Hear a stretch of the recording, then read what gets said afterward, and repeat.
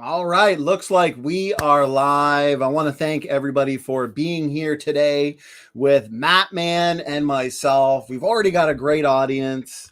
You guys are awesome. Thank you so much for the support. I've got a list of things that we are going to be discussing, and a lot of it is kind of just going to be based off comments and questions from you guys in the chat.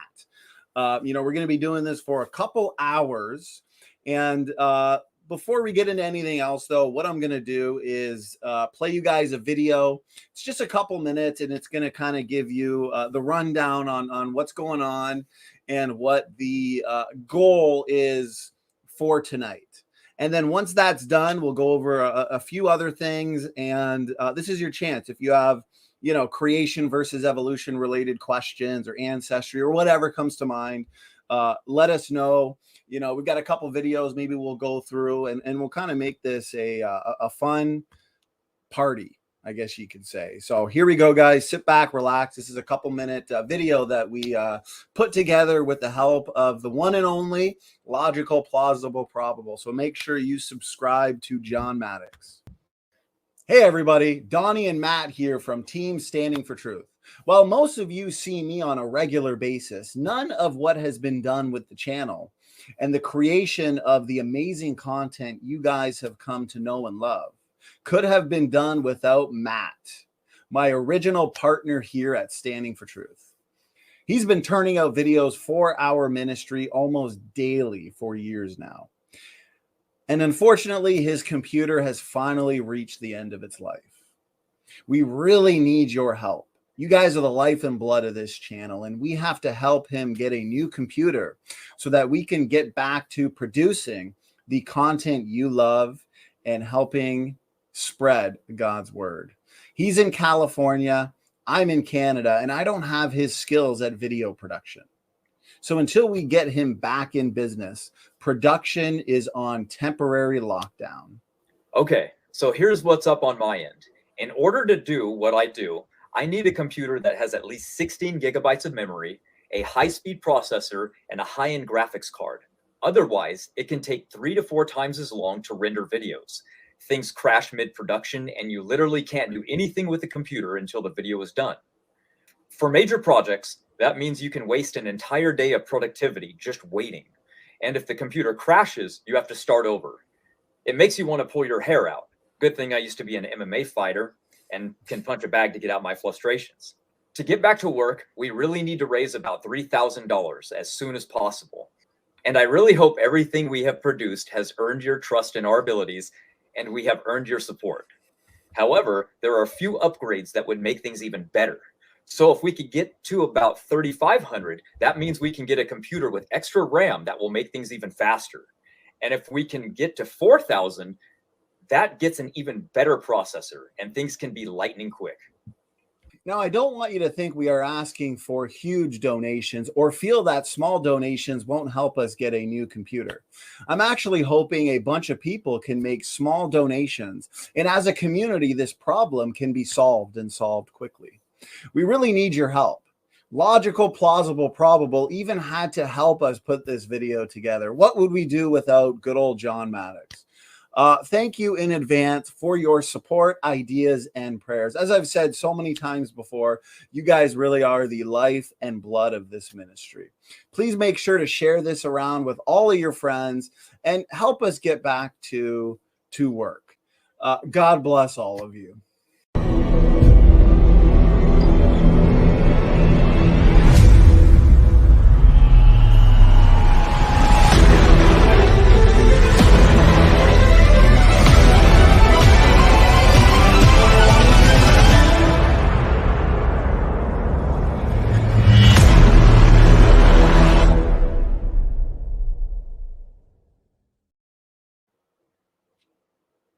All right. Well, thank you guys for watching that video.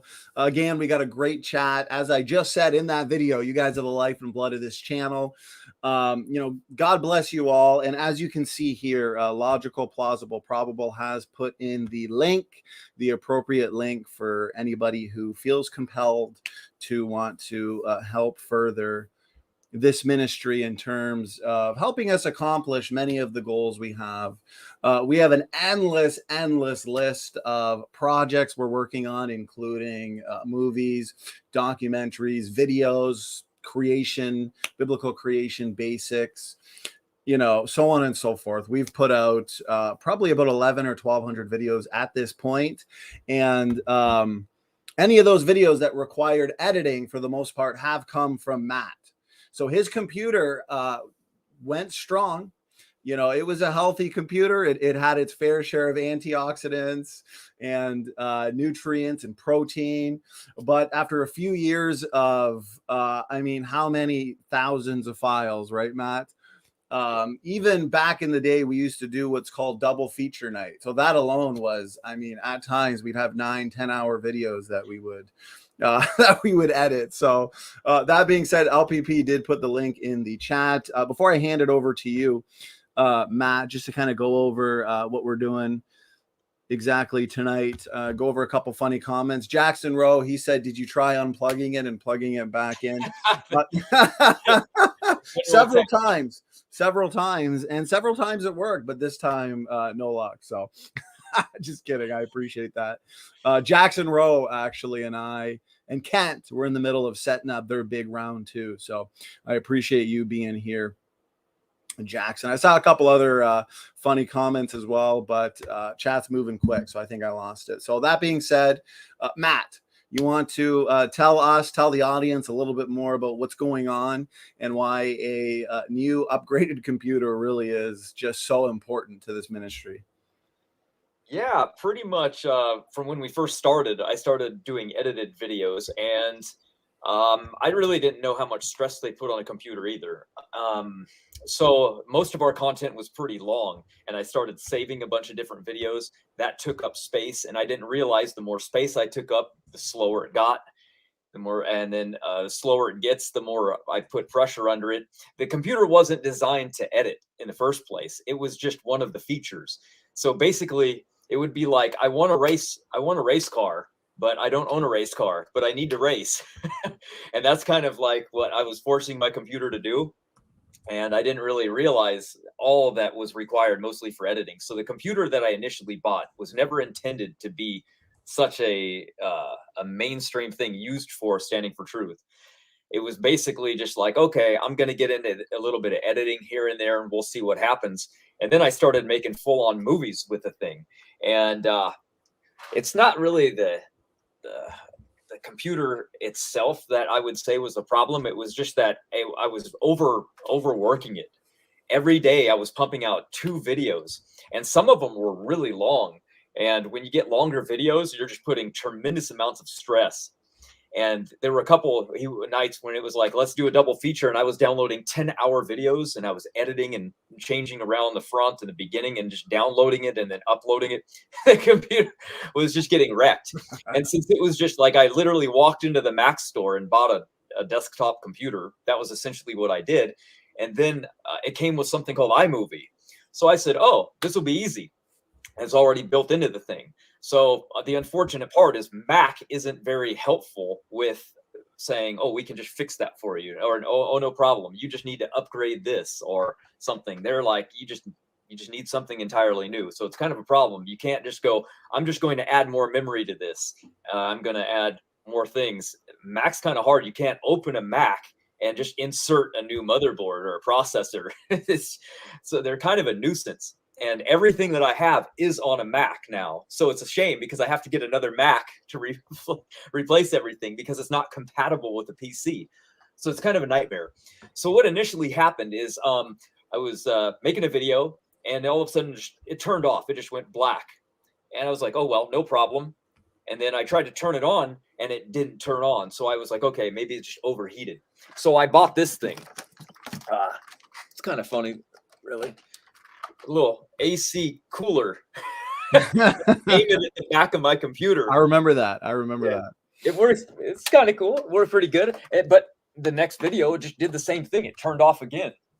And I was like, what's going on? And here's the strange part is I can't just hit the power button and turn the computer back on, even when it cools down. I can let it rest overnight. It won't matter. I can't turn it on. I literally have to unplug it from the wall and plug it back in somewhere else. I can't even plug it back into the same outlet spot. So it was really peculiar. So I took it and I brought it to Mac and I said, can you guys fix this for me? And they said, okay, we'll scan it for you. You have to set up an appointment and bring it in. So I dropped it off, did all that. I came back the next day and they said, we don't see anything wrong with it. Said nothing's wrong with it. I was like, okay. So I brought it home and I was like, great, maybe there's something was wrong. Maybe I did something wrong, and they closed it. Sure enough, went down again. Problem again. So I was like, okay. And then John was like, maybe you have a problem with your power, your outlet. It's not pulling enough amps or something right now. So I said, oh, good. So I'll try different outlets. So I bought an extension cord, ran it everywhere. And nothing worked. Every one was wrong. So I brought the computer over to another house, and the same problem again. So I kept having problem after problem. I think the funniest one was Jason, who said it's probably possessed. So I said, okay, I guess we're gonna have to see if it's got a demon.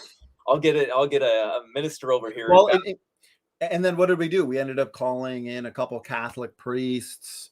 They came in for a couple hours, worked their magic, but even that holy water made it worse. Yeah. Yeah, holy water made it worse. Yeah. Who would have thought water and computers? But right. Live and learn. Live and learn. Live and learn. And I don't think like a lot of people. What's funny is behind the scenes, what we would do oftentimes, especially with a lot of our later videos we've done, edited videos, your computer would crash 6 or 7 times in the middle of like a simple upload or a simple edit. So that's what finally possessed me to do this, because Matt Powell asked for the debunking of the R and Raw flood series to upload on Kent's channel. I said, no problem, easy. Matter of fact, let me edit you in real quick and then I'll send you the file. 7 attempts later, I gave up. I was like, I just got to do something else. All day is gone, wasted, trying to do a simple video that's already done. I've already made the video. I just had to put a couple stamps in it. And not to mention too is, I think we've now published, how many books have we published? Ooh, 15, 14, 13, yeah, 15. Many of them behind me. The latest one, Global or Local Flood. It barely it's so funny because I still see these local flooders, a lot of them, the old earthers, using the same arguments that we've demolished in here. They're just not being addressed. So all the ones here, but we've done all the editing and kind of final stage work in terms of our books on that computer, right? So yeah, there's definitely a lot of data and stuff. So I appreciate from the audience already. We've got a ton of people donating, ton of people, such a blessing. We got the best subscribers, supporters. That's why we call our ministry, that's why we refer to us as Team Standing for Truth. It's a team effort. Not just one person can do what we do. It is a team effort, and like I said, our subscribers and supporters are a blessing. Go ahead, Matt. I'm sorry to cut you off there, brother.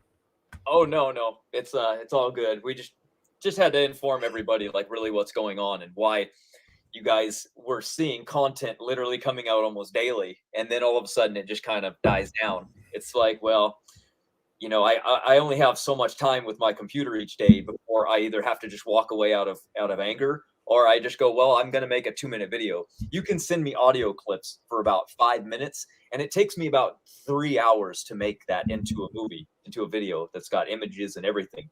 Now, it doesn't seem like it's long, but when your computer's, warming up and it's shutting down in the middle of production and not saving as it goes along, because iMovie doesn't have a click and save button. So it's not like I can edit something for 5 minutes or 1 minute and click save. It just automatically randomly saves. So I'll be through 10 minutes of working or an hour, and it'll go off and I'll open it back up and it's missing. I'm like, oh, wonderful. Chose not to save. Great. So then I have to start over. And I've gotten to the point where I'm fast at making videos, mostly because of you. You say, hey, can we get a video out tomorrow? I'm like, oh, okay. in the middle of the night, 5 in the morning, you're fast asleep, you've been at it all day, and all of a sudden your phone starts dinging and it's SFT. You know, I get those random ideas in the middle of the night. And boom, Matt, what about this? What about this? And this is why, just to give people an idea, and you can see this on our website, as I've pointed out in the past, we do have our own website designer now, who monthly, he's doing updates. Actually, in the next couple of days, there should be some updates there as well. Just the editing alone is, you know, for Matt, is probably 8 to 12 hours a day. Where it's not something one person can do. And what I mean by that is everything. So then you have me, who probably oftentimes 5-6 hours a day, just in emails, setting up debates, doing the shows. So the point is that it's a team effort. There's many of us involved here, and where we can brainstorm ideas, right? And then therefore, come to the conclusion, yeah, this is going to be a good idea for a video or a series. That's where Matt can now, behind the scenes, get that done, while I do other things that are important to the ministry. We've made some great connections. We've got some great events coming for you guys over the next few months, actually. Our subscribers have been booming as well. So I want to thank everybody. I mean, I think we're at like 6.3 thousand subscribers now. We got some big debates planned for you in the future. If you check the event schedule, last night I just set, I think, 3 or 4. We've got some major events in December and January. I just confirmed a few more debates today, both theology, science related. So listen, we're doing our best to put out the best content for you guys. Also, I should say, we announced this last week in the community post, but I also mentioned it a couple days ago during the Snake Was Right versus Kent Hovind debate, which was epic. I mean, we had 300 people live for that. But we've partnered as Team Standing for Truth Ministries. We've partnered with the Creation research team, John Mackay, Dr. Diane Eager, Sam Jenkins, Joseph Hubbard, for example, on a new short film, which we've been behind the scenes working with Sam on. You know, we've had some sneak peeks, and I'm telling you, this film is fantastic. The CGI is awesome. You guys are going to love the visuals in this film. So, you know, we've partnered with such an amazing ministry. As a matter of fact, throughout November, we've got Sam Jenkins coming on. As you can see, we've got Joseph Hubbard and John Mackay all in during this month. So their ministry has been an incredible blessing, and it really is just an honor and a privilege to partner with such an amazing ministry like Creation Research on this important film. So point is, we got a lot for you guys. And on the editing side of things, especially, this is why a computer that does not result in Matt pulling out all his hair or beating on the current computer is so important. And I see donations coming in left and right, guys. You really are a blessing. We have we really do have the best support team around. Even Michael, the Canadian atheist, we appreciate you, my good man. Thanks for being here. Michael's been on here numerous times. We're currently working at setting him up with a few more debates. I've got emails coming in left and right in terms of debates and discussion. So anybody interested in those types of things, you want to get your feet wet, you want to get into the octagon, you know, what we call it in the debate world, shoot me an email. So Matt, I'll hand it back to you, brother. Yeah. The debates are going good on your channel. That's pretty much what's saving the channel from not having constant videos being made by me, is the fact that you're having interviews and debates. And that's the only thing that's not really being edited much, right? I mean, you're pumping out the intros now that's already been made. So really, it's been a huge help. And people love it. It's great. Well, it's why it's so important, because, and what's cool now is you can run a ministry in 2021 where we've got you all the way in California. We've got me in Canada. You know, everybody in the team, for example, George and David McQueen, they're out in Australia. And yet we can coordinate perfectly as if we're situated in a building all in the same city or something. So I find that to be pretty cool. And that's why you can get your stuff done, where you are. I can get my stuff done. As Godzilla Freak puts it, long distance ministry. Hopefully one day we can actually have an in-person conference where we all actually come together and meet each other for the first time. Yeah. We should do that at Towel or something. Yeah. That would be pretty cool. To actually have these conversations in person. But, there's questions flying in here simply about this. Jamie Russell says, what video editing software do you use?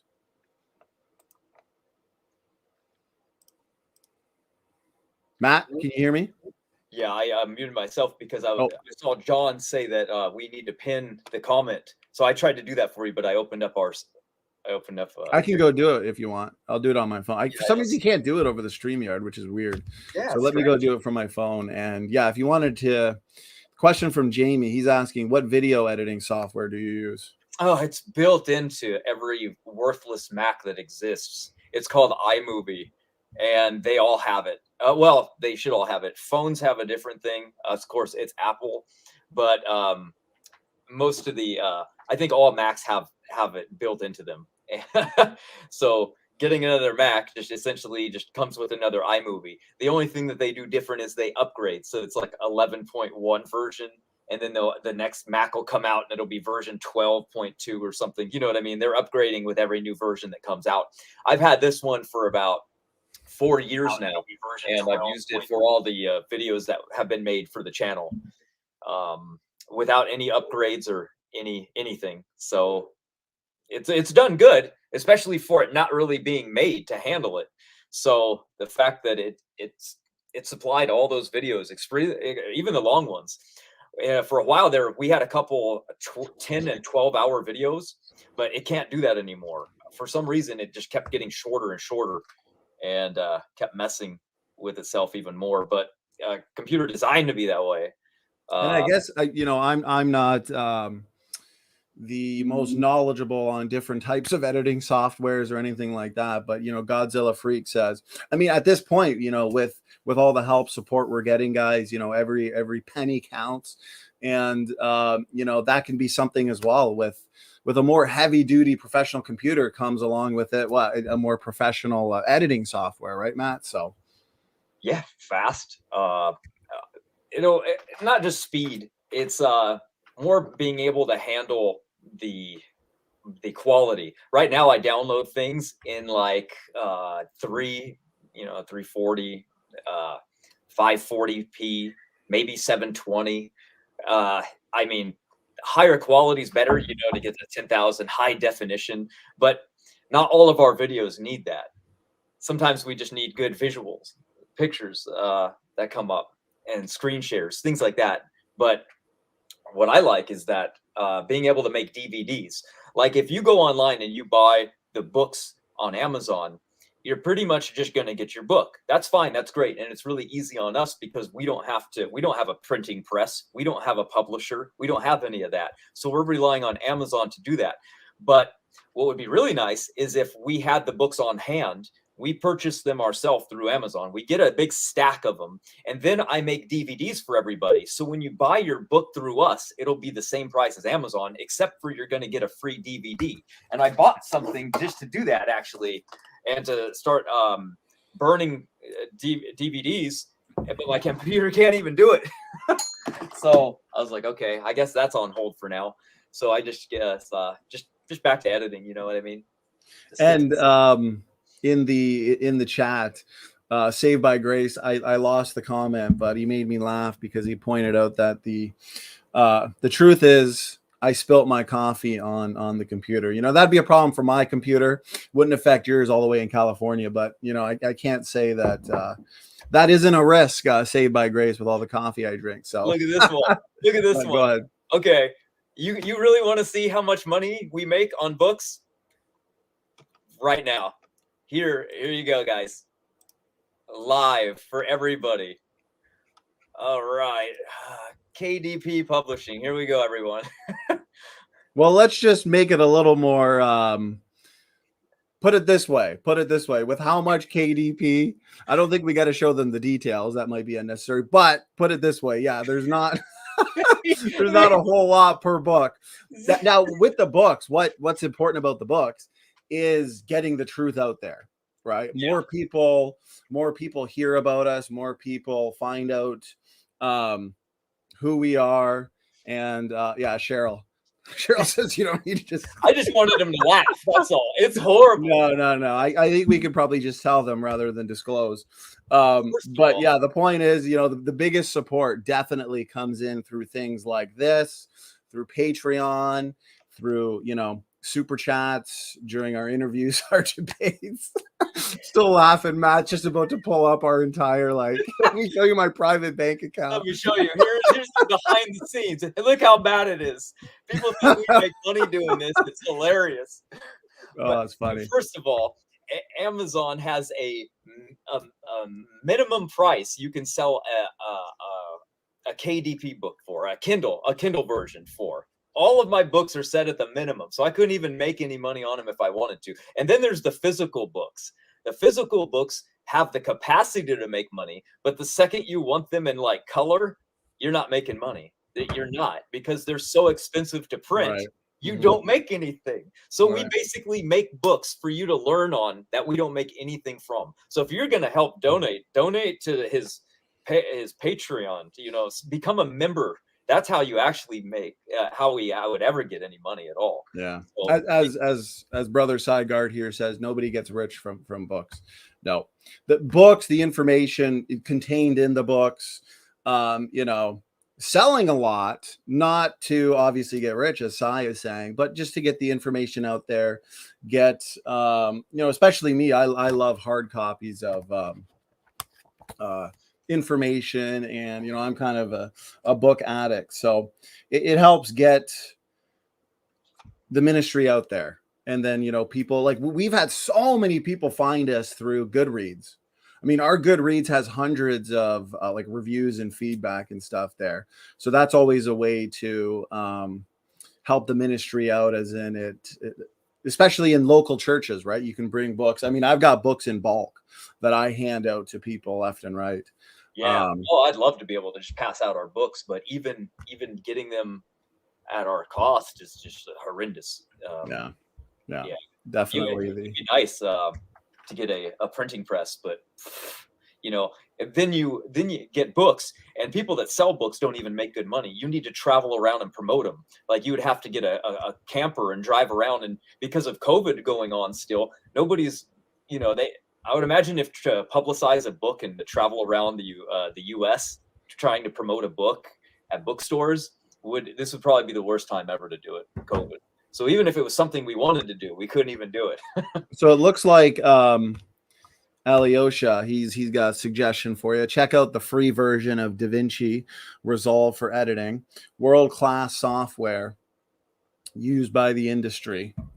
Huh. Only limited to. Yeah, let us know, guys. I mean, we love recommendations, suggestions. We've got a wonderful research and development team. I mean it. We got a great research and development team that gives us ideas and recommendations and suggestions on how to improve the channel and the ministry.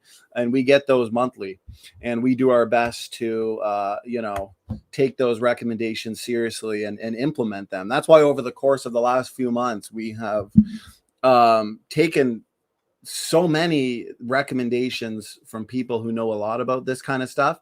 And, we've taken them seriously. Like I said, we've got the, our own professional website now that people are being blessed from. People are finding us actually just through the website.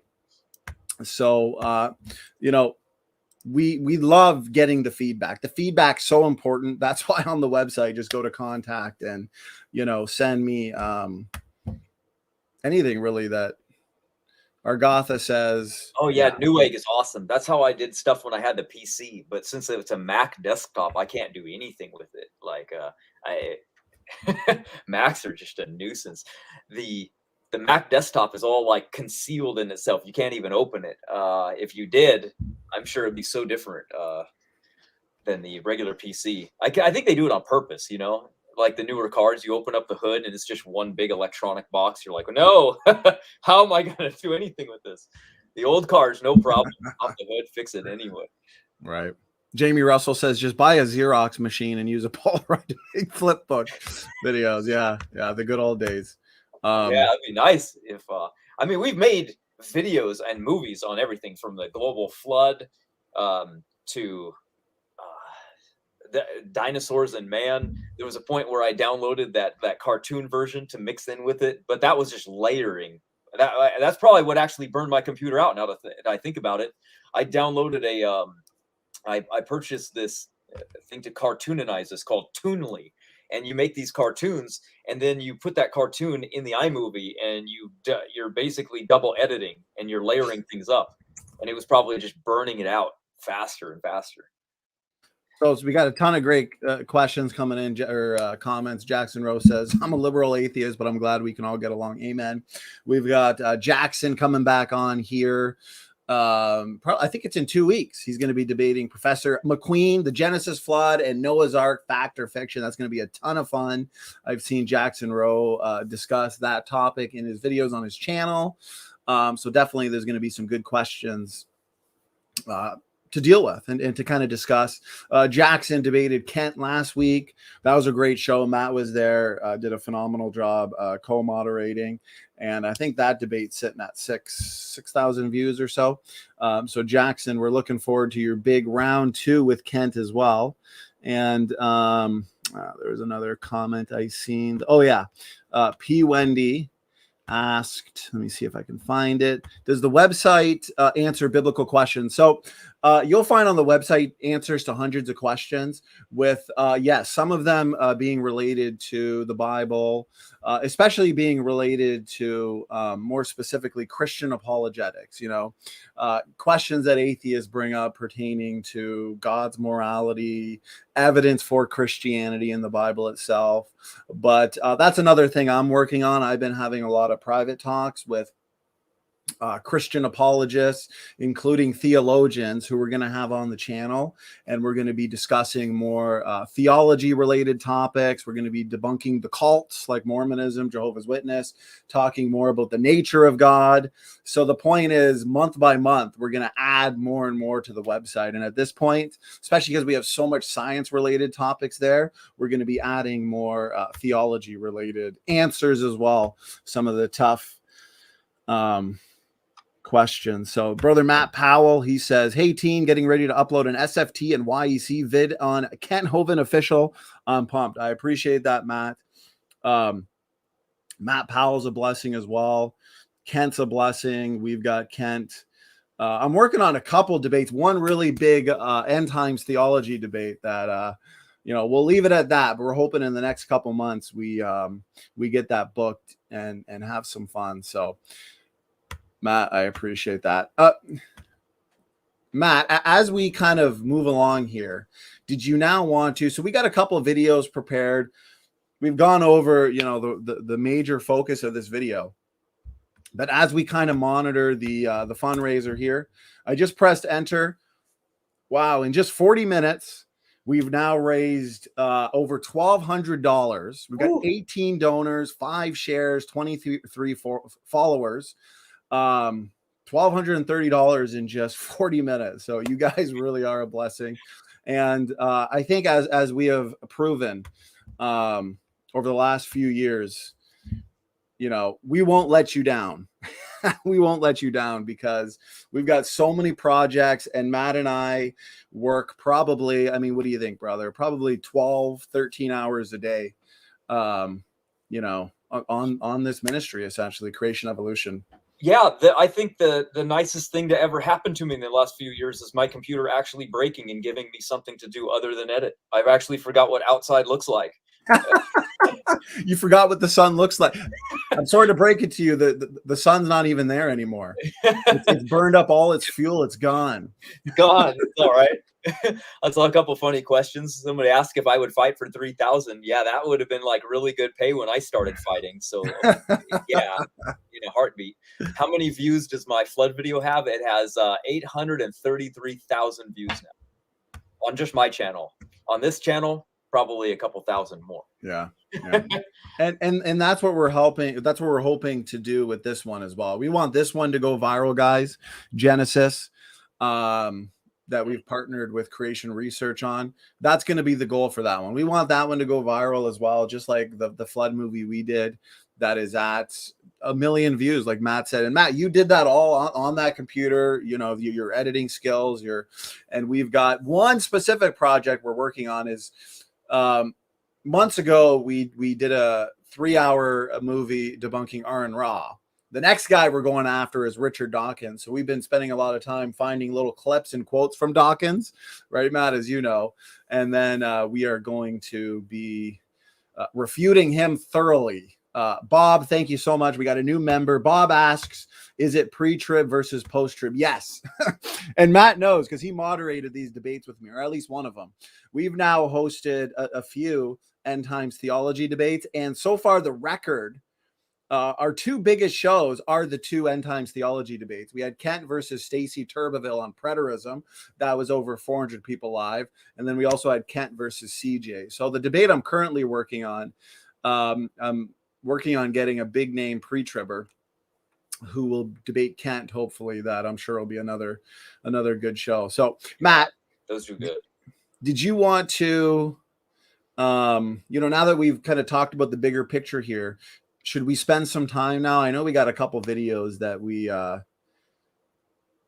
for people. We can make some comments. People might have questions. If anyone in the chat has any questions about creation, evolution, whatever comes to mind, let us know. It's up to you. How do you want to take this from now, Matt? Sure. Yeah, there's a lot of ways we can go, but I did upload a video for you just now that people might like. And I think it's how aliens prove young Earth creation.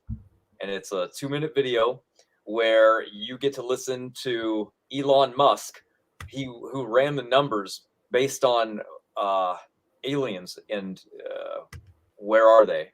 And I think that the lack of evidence proves young Earth creation. So I think that would be fun. Okay, so you've got that uploaded in the... Correct. Yep. Okay, I can just hit the button and start it if you want. Oh, you have it all good to go? I uploaded it already for you. Yeah. Let's do it, brother. Let's do it. Okay, here we go, everyone. Buckle up. Where are the aliens? Maybe they're among us. I don't know. Like, if there's so many planets out there and the universe is almost 14 billion years old, why aren't the aliens everywhere? This is one of the most perplexing questions. Where are they? What it suggests is there's this great question. It's called the Fermi Paradox. Like, where are the aliens? Like, if there's so many planets out there, and the universe is almost 14 billion years old, why aren't the aliens everywhere? This is one of the most perplexing questions. Because you could basically bicycle to Alpha Centauri in a few 100,000 years. Like, meaning that's at bicycle speed. So it's sort of like, in 100 billion years, like even at a very slow speed, you could completely blanket the galaxy. So why not? Where are they? There either are a lot of aliens or none, and they're equally terrifying. But I could do some back of the envelope calculations, and any advanced alien civilization that was at all interested in populating the galaxy, even without exceeding the speed of light, even if you're only moving at, say, 10 or 20% of the speed of light, you could populate the entire galaxy in, let's say, 10 million years. Maybe 20 million years max. This is nothing, in the grand scheme of things. So, where are the aliens? I think it was Carl Sagan that said, like, there either are a lot of aliens or none, and they're equally terrifying. And I want to be clear, like, to the best of my knowledge, if there's no evidence for alien life, there's no direct evidence for alien life. I mean, we have archaeologists going all over the world looking at things. You know, there's this people, like, if we were to find something like, let's say, like a cube of titanium, just like a 1-inch cube of titanium, let's say in the middle of the pyramid, I'd be like, aliens for sure. There's no way they could have made titanium back then. Now, and the thing is that on a galactic timescale, even with sublight travel, you could absolutely colonize the whole galaxy, even some of the neighboring galaxies. So if you said 1 million years with and say there's no new physics, could you colonize the galaxy in 1 million years? Absolutely, the entire galaxy. See that? 1 million years, you can colonize the entire galaxy and have evidence for something. By the way, good job, guys. A lot of new members tonight. Another one just popped in. Wow. But yeah, let me give them a shout out. Dirt bike action cams. I appreciate that. And I saw another one. yeah, Heresy Hunter. I appreciate that as well. You guys are awesome. You guys are awesome. We will not disappoint. We've got some great stuff all ready for you. And another thing too is, so I had a debate a few days ago, and I've been getting a lot of emails in terms of, I guess the more known we get, I don't know, but I've got a lot of people that want to debate me on a number of subjects. In that debate, I'm now starting to kind of count my formal debates. I've now had about, I think that was like the 93rd or 94th. So the point is, on top of everything that we do, you know, it looks like there's quite a few debates I'll personally be doing as well in the next probably 4 months. And debates take time. I mean, debates take a lot of prep. I take them very seriously. So, you know, there's just a lot to look forward to. And put it this way, the fun, the fun never ends. Matt, if I could say one thing about that video, and then we'll get some comments in the chat too. And also for you, Kevin Blah, good to see you, brother. I appreciate you being a member. We're going to be doing a lot more open mics. We had an open mic last week. I think we went for about 4 or 5 hours. We had a panel of 10 discussing all things soteriology. So, you know, we'll be having more open mics too for people. But about that video, Matt, I find it funny because you're right. You know, the numbers aren't there. No evidence for, you know, intelligent life anywhere else in the universe other than Earth. And that's a prediction we can make based off the biblical creation model of ancestry starting point. The Bible claims to be the history book of the universe. The Bible says Adam is the first man. Eve's the mother of all living. Okay. We know that there was a flood bottleneck of 8 people that repopulated this planet. We know there was the Tower of Babel, where we had people groups then migrating to all parts of the world. I mean, we have the history of humanity in the Bible, which claims to be the word of God. Holy men spake as they were moved by the Holy Ghost. So we would predict, no, you're not going to find evidence for alien life anywhere else in the universe. You're not going to find it. And guess what? We're not finding it, right? It's not matching up. What the Bible says about human history is exactly what we find to be true in terms of history, archaeology, science. Yeah, what are your thoughts on the video, Matt? Yeah, what I find interesting is if you look at it from the perspective of evolution, our galaxy, the Milky Way galaxy, and Earth itself is new. It's really fairly new. So that means every other place is old. It only makes sense. So then at the end of evolution, you have humanity, and we only arose in 200,000 years. And only in the last 5,000 have we really populated the earth and invented agriculture and gotten to the point where we had technology. And literally, 100 years ago, our grandparents were going to the bathroom in an outhouse. So in 100 years, we accomplished all this where we can get to the stars. So that, you mean to tell me that other galaxies haven't gone through this 1,000 times over, and we wouldn't have evidence everywhere? Of course we would. So he's right. This is why it's the most confusing paradox that there is to them. Where is this life? Where is this example of extraterrestrials? Where are they? How come everything's so silent? How come there's no evidence for anything? If there really was an example, then we would see it, and we just don't. So I think the lack of evidence for aliens proves young Earth creation because of the mere fact that there is not enough time. So even if there was life somewhere else on the other side, they're like us. God would have created them. Everything's fairly young. We're just now reaching the stars. So amen. Well said. Well said. Iron Matt, a member of this channel, says, my devolution t-shirt at a church fall festival tonight, he wore it, was a conversation starter, and many will be checking out the channel. I appreciate that. nice. That I've noticed significantly about the t-shirts that we've put on, especially especially the Pawn Scum to People Evolution shirt. You know, just sparking up a general conversation of these things, especially if you're out at a festival, I don't know, at a family's house, friend's house, or whatnot. Iron Matt is right. It is a conversation starter for sure. And here's the thing that I've noticed is, yeah, we battle the most militant atheists and evolutionists online, right, Matt? But the majority of people, especially in your personal life, they're not like that. You know, when I talk with family or skeptical friends or meet new people about this, usually it only takes me 20, 30 minutes of conversation to get them to kind of realize and admit, like, wow, yeah, naturalistic origins is kind of silly. Naturalistic evolution is pretty ridiculous, because most people aren't like just the militant evolutionists that we battle on the internet, like the Aaron Ross, Matt Dillahunty's, Pelagias of the world. So that's at least what I've known. Have you noticed the same thing, Matt?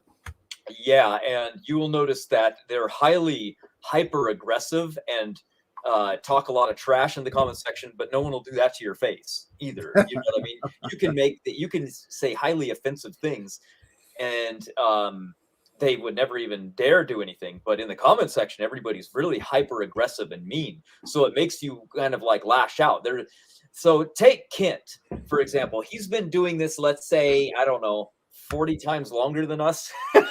So, you know, he's out there, he's got a little mallet, he's whacking these atheists, and they're like, oh, this guy, I hate him. You know, he's so mean. And I'm thinking, man, you made him mean. He's the reason he acts like this. He's had his bank accounts hacked. He's had death threats. He's had things mailed to him. I mean, come on. Great point. That's not going to have an effect on you. And we're moderators in his chat. And I mean, I don't think we got to tell everybody how many atheist comments come in there daily. Also on our channel of just, you know, hate, scoffing, ridicule. Yeah, you know, they're very militant. And it's not even like they go, well, look at the Ken's argument right here. It falls apart because what he's saying doesn't match up to this. No, they're like, when's he going to jail? Oh, you know, it's like, what? Right. Ad hominems, red herrings. And then even with like your most militant, I guess you could say, or adamant evolutionists online, like our good friend Andrew Cumming here, right?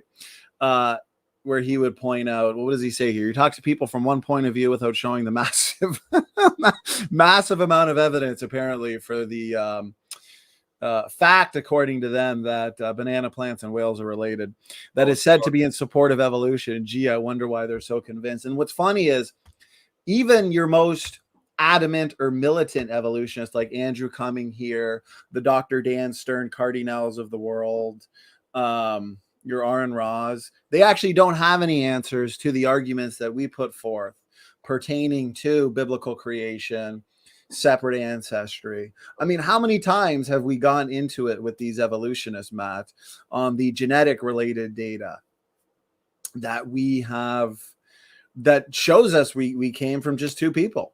And this genetic data is nothing like the Y chromosome mitochondrial DNA data is nothing like the chimpanzees. It really shows that humans were specially created and separate from any other form of life. But I mean, you know, we don't want to get into that too much because, Matt, I do want to point out a few weeks ago, we did like, what was that? 4 or 5 hour. I mean, that was a marathon. We did a response to that PBS Eon video about like, you know, the two people who we've all descended from. We put out a number of challenges in that video. Actually, that video is getting a lot of good feedback.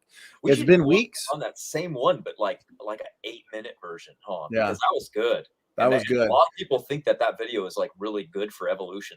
Yeah. And I mean, the reason we did it for 4 or 5 hours is because we wanted to be thorough, and we wanted to address any possible rebuttal, any possible objection these atheist evolutionists, you know, could put forth. So I definitely recommend watching that. I mean, I've had several debates with some knowledgeable evolutionists, and you know, they haven't actually rebutted these points. So yeah, the evidence is there. People have seen both sides, and guess what, Andrew? They've made up their mind. Okay, the evidence for universal ancestry is not there. Doki Doki says PBS is out of their league. Yes, yeah, that would be. I'd love to see their response to some of those arguments. Let me share screen real quick, and because we've had a lot of questions come in specifically about the content on the website. So let me see here real quick. I'm going to do this real quick, man, and then I'm going to have you do a real quick recap of the campaign, because now we've got 70 people in the chat, which means there might be new people here. So website's constantly being updated, guys. So definitely check it out. What I want to do, especially for newcomers, okay, is right on the main page. Okay, you'll find answering common questions, refuting arguments. Okay, this is just a very small example of the things we address, but at least it's right on the main page, and there's a good diversity, I would say, of topics here. Okay, endogenous retroviruses, limestone, does young Earth creation require hyperevolution, carbon dating, mammal-like reptiles, pseudogenes, you know, a little bit of everything, distant starlight, nested hierarchies. Is the New Testament reliable? Soteriology, a little bit about everything. You know, what I like to do is kind of share some examples of our past main events. Matt Slick versus Dr. Shabir Ali. That was an epic debate. That really helped us as well. Helped a lot of people on the more so theology side of things find us. This was epic. We partnered with a panel of PhD scientists on the origin of life. This was a few months ago for anybody interested there. You know, example of some of the debates that we've held. So go through there, but you can, where is it? Click here for more answers. So this will take you to, I believe it's the resources section. Here's some of the YouTube channels we're partnered with as well, the Standing for Truth channels, including Young Earth Creation, Logical, Plausible, Probable, Redefined Living, so on and so forth. This will take you right to our new book, The Genesis Flood, Global or Local Flood, answering more challenges, refuting more arguments. So, you know, endless content for you guys. The video section is really where it's at. Go to the video section. Tons of categories. I'm always adding new categories as well. Trinity debates, soteriology debates, debates in general, and then, of course, dozens of videos per category. Ancestry, refuting arguments for evolution and an old Earth, origin of life, radiometric dating. So, yeah, to the people in the chat who have asked questions pertaining to the website, yeah, we're doing our best to provide you pretty much answers to all possible challenges and arguments, and also updating the event section. So this section should be updated in the next couple days, actually. And we are working on several new books, one of them the Human Evolution Handbook. So stay tuned for that in the next couple months as well. Matt, if you wanted to do a brief recap, brother, over the campaign itself, go ahead. Oh, okay. Yeah, for those of you that are now tuned in that missed earlier, basically we have the campaign for a GoFundMe that's based on trying to get another computer that I use for all the editing of the videos that come out. So basically looking for something to replace the old one, because the old one wasn't necessarily even made for doing what I was doing. I just did it anyway. And it's also probably the reason I broke it, is because it wasn't made for it. So this time I'm getting something directly made for editing this time. And that's it. I hate to be the one to blame myself for creating the computer problem that I have, but I really probably just overworked it. We have, I think if we go to our channel, I would say, how many thousands of videos do we have? I would say I've edited, the edited ones are probably over 1,000. There was a day where, it was a while there, I pumped out 2 a day. And that was probably what really was the beginning of the end. Well, especially when we first started, Matt, because we had, I mean, it was overwhelming how many ideas we had. When we're just getting started, we only had a few videos, but there was just hundreds of arguments out there. Yeah. From the other side that we wanted to deal with. Massive amounts of arguments on our side we wanted to show the world. So you're right. I mean, it was like multiple I mean, there were times where we'd put out so many videos in one day that I think it was you who warned me. I think some of these videos aren't showing up for people because I think YouTube, has a limit in terms of videos that it'll notify people. But you saying that, Matt, because we go back a few years and we have, 1,200 videos roughly. What I recommend to people, okay, me and Matt did this the other day, go to the popular upload section, okay, and you'll find a lot of videos, I think, that you would be surprised, especially people new to the ministry, that we've done over the last few years that would interest you in watching. For one, we did this video, Joe Rogan, overwhelmed by evidence for worldwide flood. That was awesome. We still get comments for that daily.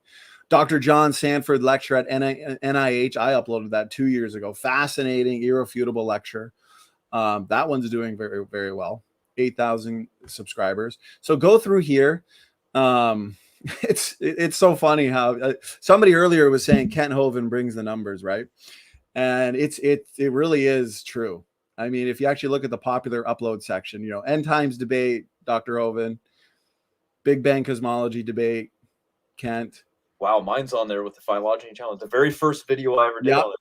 That was one of the first videos. And then we did like a whole, we did a huge series on that too, actually. Yeah. That the first video I watched with Aaron Raw was some of his flood video that my friend introduced me to. And then I went to his comment section and I left something going, how do you think human language evolved? And he just said it evolved slowly over time from man copying and mimicking the sounds of nature. And that's called the Bow Wow theory. And I was like, what? That's not even a very good theory. I mean, it's their top one out of all 7. So I understand why he chose that one. But if you look at linguistics and you study it, he started saying things that were ridiculous. He says animals have language. They don't have language. No person that studies language would say animals have language. He started to say, well, they make sounds. There's a monkey can make a different sound for a snake that it would for a human when they're in danger. It's like, these are sounds. These aren't talking. This is not speech. This isn't grammar. This is sounds that they're making. So that's what really got me into it. And that's why one of my first videos against him was on human language, because human language can't arise on its own. And they've tried it. They've experimented with this. So if you guys are unaware of what I'm talking about, it's they've taken, over the last 350 years, they've taken kids that were either stolen by animals or neglected entirely. These are called feral children, and feral children don't have the capacity to learn language, and they wondered why that was. And they've discovered that unless a child is acquainted with language before the age of puberty, which is usually 13, then they can never learn language after that. It's called language acquisition 1. They have to have it under the age of 13. If they don't have it, they can never acquire language after that. So what that means is it would take somebody under the age of 13 to create the first language to begin with, and they would have had to have taught everybody else also under the age of 13 for language to ever exist in the population to begin with. Then they think like, well, no, language evolved all at the same time, multiple places in the world. Well, now they've just compounded that issue because they can't even teach a feral child to do it one time in the last 350 years. The stochastic models on the thing are just horrendously against what they're saying. If people were really copying the sounds of animals as well, there would be evidence in that in the linguistics and going back through history and seeing how language slowly evolved like that. And we don't see that. We see like one of the most advanced linguistic systems ever written, and then we see that we take that and it breaks down from that point. Like you go back to Paleo Hebrew, then you go to Aramaic, and then you go to Greek, and then you go to all the way down to modern day English. So we've been borrowing it from the start. And you go backwards in time. You don't just have some primitive, some guy just took a little piece of a stick and wrote a straight line and that was the word. No, it was like a mathematical, pictorial, linguistic, everything all rolled into one. Language is fascinating, and when you start to look at it from that perspective and think what our ancestors actually knew and what they did with it, you would be absolutely amazed. We didn't grunt it into existence. That's nonsensical. So that was why my first video on R and Raw was language. Yeah, I remember that video. And actually, Matt, for the Biblical Creation Basic series that we're doing, I think language would be a great topic to do soon. And also epigenetics was one that we've done a lot of videos on, but would make a good Biblical Creation Basics. Actually, as I've said, this is a team effort. I mean, we've got 100 ideas for our Biblical Creation Basics series, guys. So if you guys have ideas, I mean, certain topics, arguments you want us to address, let us know. Email us, get in touch with us. We love to hear your thoughts. And just kind of hear from you what you want us to focus on. Matt, remember this video? This one's only 15 seconds, but this one is, this one cracks me up. We took this clip. This was from a debate, you remember, between Ken Hovind and I can't remember the guy's name yet anymore, but the debate was, is there evidence for abiogenesis or, whatever, something about the origin of life. So, the one guy, the atheist would be in the affirmative, right? Where did life come from kind of thing? Right. Give us your best evidence. So let's play this really short 15-second clip. The shortest creation versus abiogenesis debate in recorded history.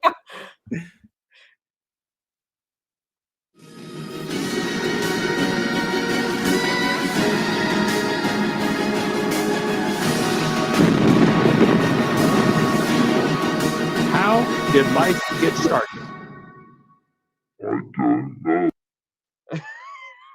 I don't know. Then why are you debating?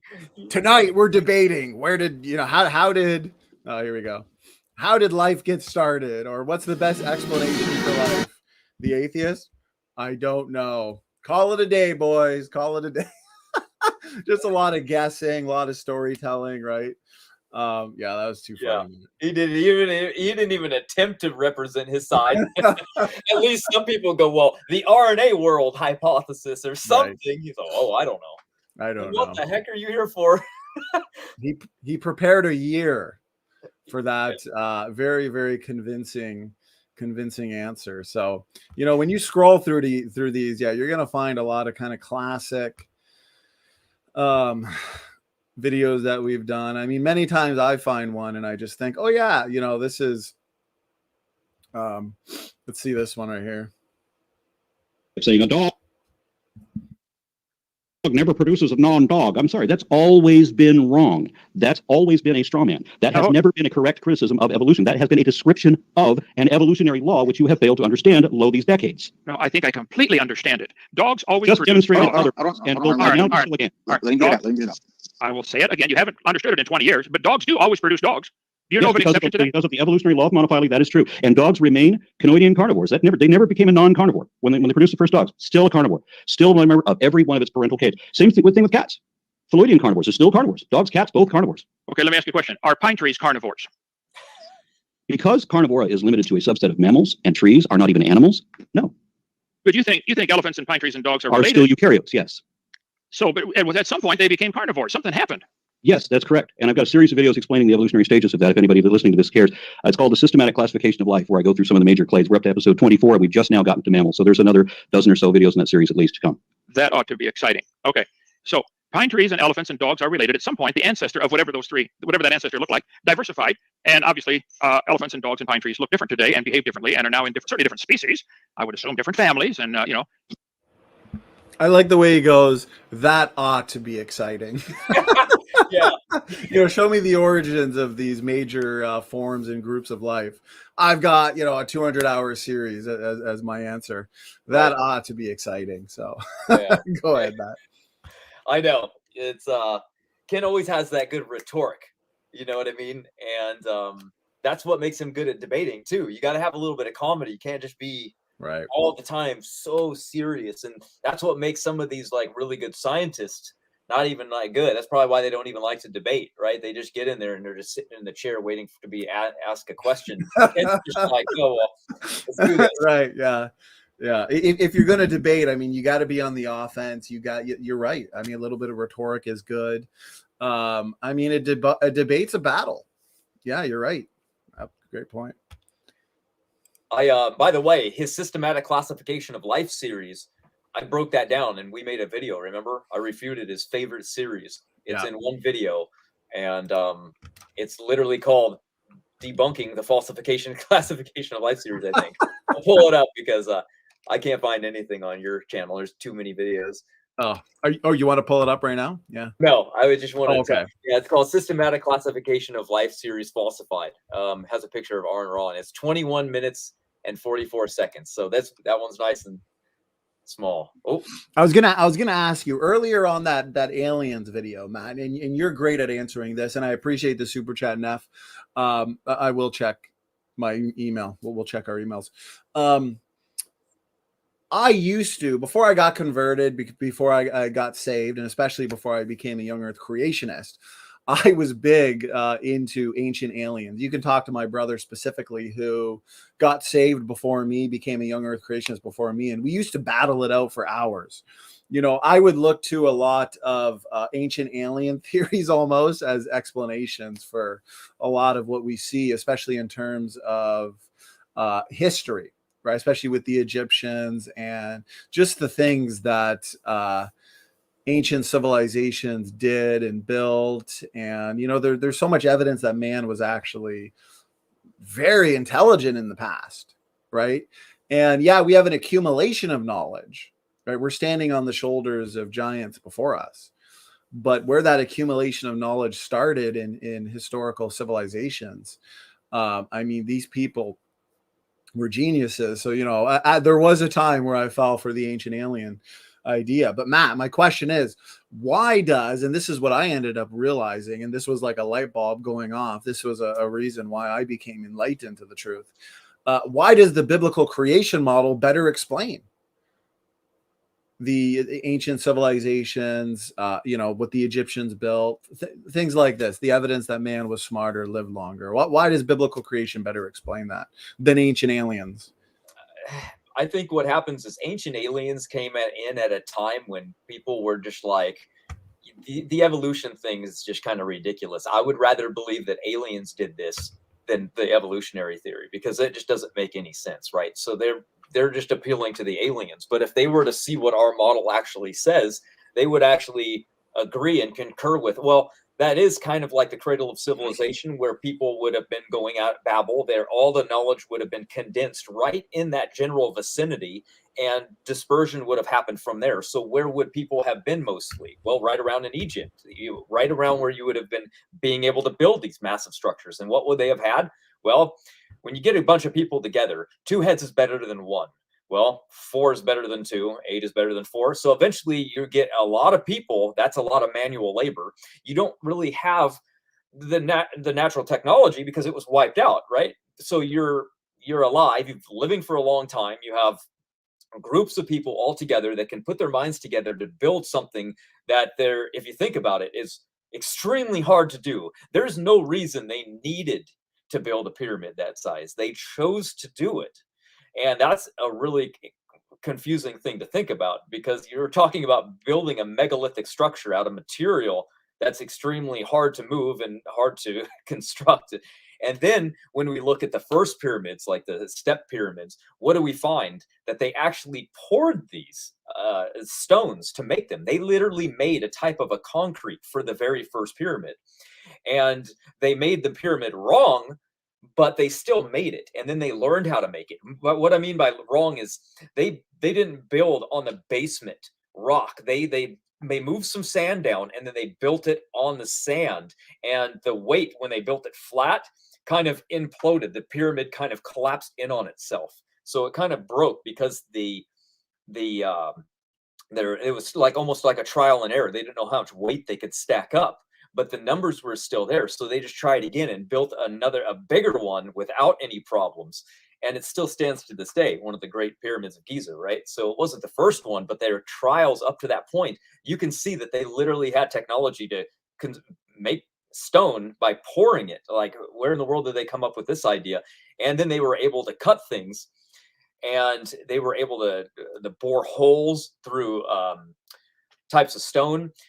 They had originally thought ancient aliens came along and they said, well, how could they even move these things? How can they move these stones? And how can they lift them into place and do all these things? These rocks are coming from a place that's extremely far away, and it just doesn't make sense. So they appealed to the alien theory because it makes more sense than saying, well, man was smarter, lived longer, had some form of technology to do this. I'm not talking about technology like a cell phone or a spaceship to fly it over. We're just talking about a general sense of the ability that they had to write down and had math and had the skill to build boats and to quarry stone and to move it and lift it into place. These things were already available to them because they had knowledge already. Somebody handed knowledge down. There's no doubt about that. So you're already going to be able to build a city right after the flood. They're going to be able to do that. They're going to be able to be like, we need to rebuild civilization. That's what people like. It's what's convenient. You don't just go, well, I guess I'm going to give it up. So what evolution did, and ancient alien theory, is they go, well, I guess mankind didn't do anything for a really long period of time. And then all of a sudden, worldwide, we all learned the same thing, kind of like we all invented farming, and then the farming allowed us to grow in populations, and then that populations allowed us to boom with more knowledge. And ancient aliens said, well, aliens must have came here and taken the genetics from a primate and mixed it with their genetics, and it created a hybrid, and that hybrid is a human being. And that explains why we have the genetics of a primate, but not entirely. And it explains why our cognition is so much higher than a primate. Because when you compare a primate to a bird, birds outscore chimps. Then how come we're so much smarter than birds and chimps? It doesn't, you can't go up the chart and say a bird that has a brain the size of your pinky nail is smarter than a chimpanzee. How is that working? That's not really evolutionary correct, right? So they said, well, aliens must have done this. So they invented the idea that aliens came down and they gave us ideas on how to do things with technology. They said, you are going to farm the gold that we need for our civilization. And while you're doing this, we're going to teach you how to mine these things. We're going to give you technology that we use ourselves. Not all of it, because you're our slave, of course. And then once we mined all of the gold, they left us here. There was no need for us anymore. We were the slave creature that they created. So they bailed and they left us with remnants of their technology, which were the Great Pyramids, which they forced us to build. That's the ancient alien theory, which I think is Zachariah Sitchin's Earth Chronicles, which he came up with, which he says came from the Sumerian texts, but I don't read Sumerian, but I highly doubt that's in there. Anyway, it's just something that they've come up with to deal with the problem of how in the world did ancient man have technology, knowledge, math, linguistics, all these things in this part of the world when they should not have had it. It doesn't even make sense. Mankind's been living in Africa, and they don't have any of these things. They don't have they don't have agriculture. They don't have megalithic structures. They don't have writing systems. They don't have mathematics. They don't have any of these things that go back before any of these older cultures far north of them. So what's happened? Why is everything in reverse? Our model, it makes sense. That's exactly what was supposed to happen after the ark landed. humanity started to grow, by the 8th generation, they accumulated into one region to build the Tower of Babel, which was up right in northern Egypt. And they started building massive towers. And guess what? Confounding of language, man spread out from there, not from Africa. That's why we don't see it down in Africa. We see what inherited to Ham's line. Ham inherited Africa, so only his lineage went there, and they would have went there with the only writing systems and knowledge that they had at the time. And Africa was a tropical, lush place, so they survived really well, but they also got locked in there because after the flood, we have to remember that desertification started to occur, and it occurred rapidly. So it swept over and created the Sahara Desert, landlocking Ham's line in Africa, so they couldn't leave anymore.